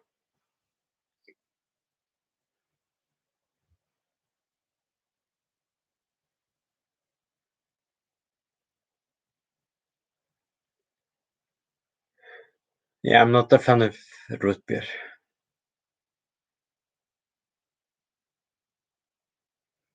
Well, Belgium is fun.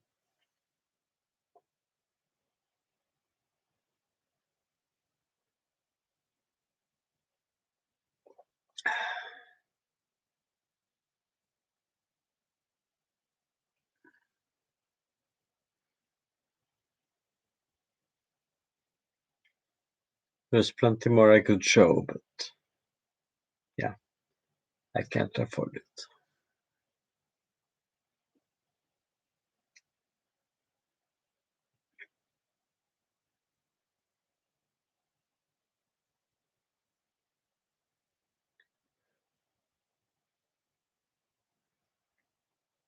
It tastes like mint.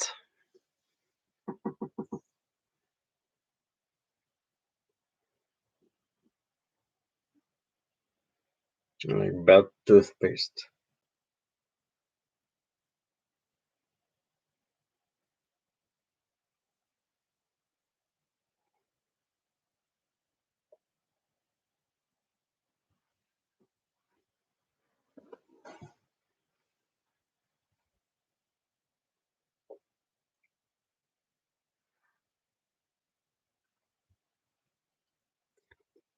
Maybe. Depends on the restaurant.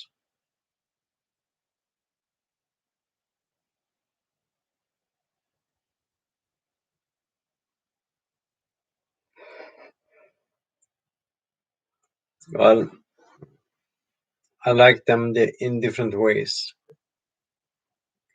but I definitely have most personal connections to cockroach.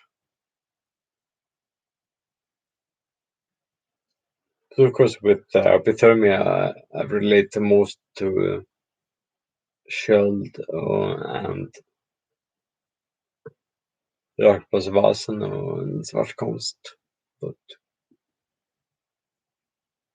both the pulver and the retique has special times for them. But you can never get close to cockroach.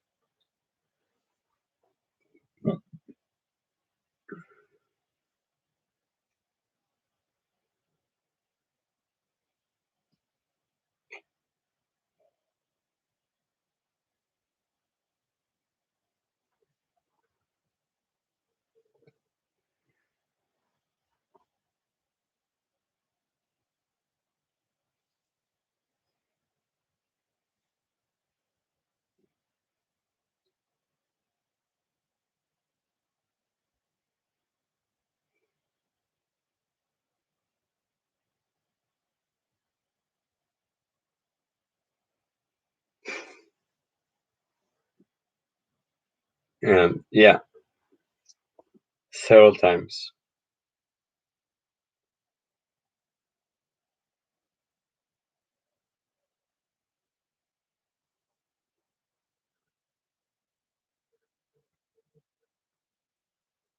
Who do you think I am? Of course I have.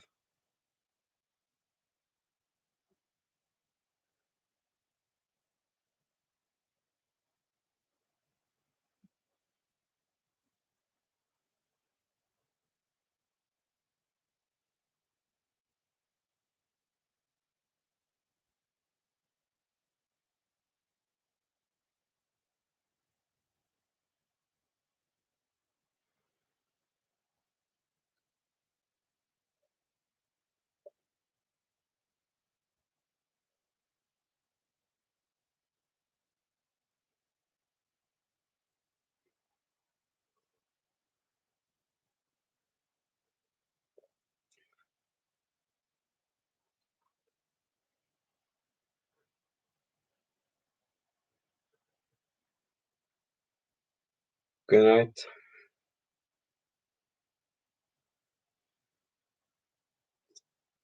And I don't care.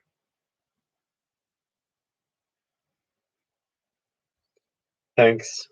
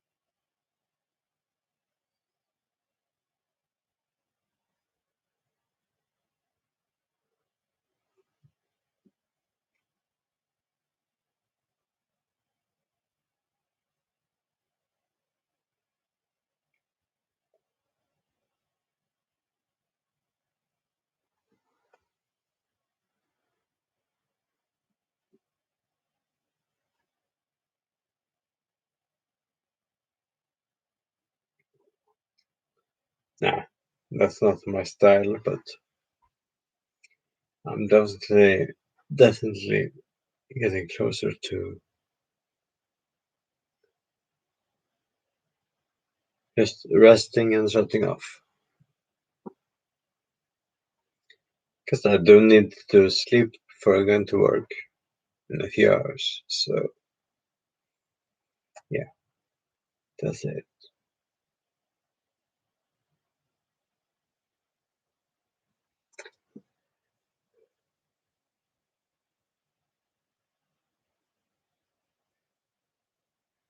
This sofa is pretty close to the floor, so I wouldn't fall. And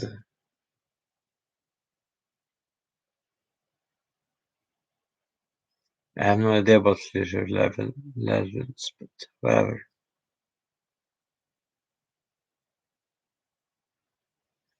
As for having dinner, watching me drink, sure, sounds like fun. But I can offer you a better time some other time. Just let me know when, and I'll be able to offer you a better time.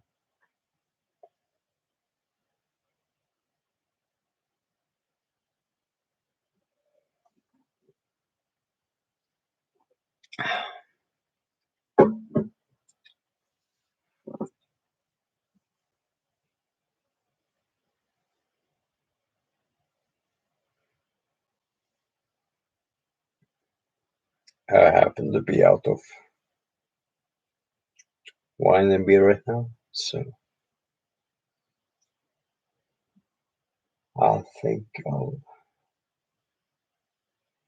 resume my so-called rest and see you all next time.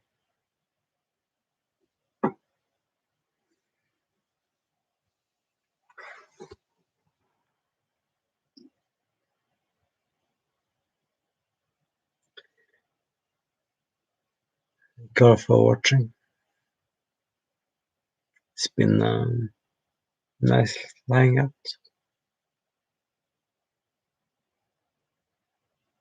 Yeah, of course I played Command and Conquer in my youth. It was a fantastic time.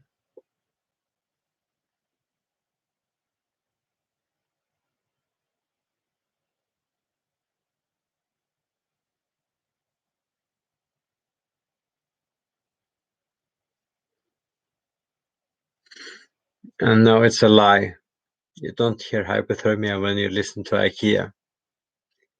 But if you're lucky, you might hear hypothermia if you listen to IKEA.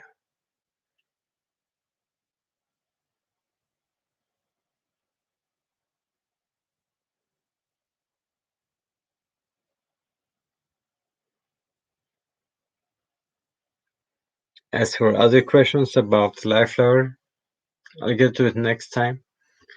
But I simply don't have the time right now because otherwise I'll just end up being here for 2 more hours and I don't have the beer or the wine for that. So take care. Good night and see you soon. Take care.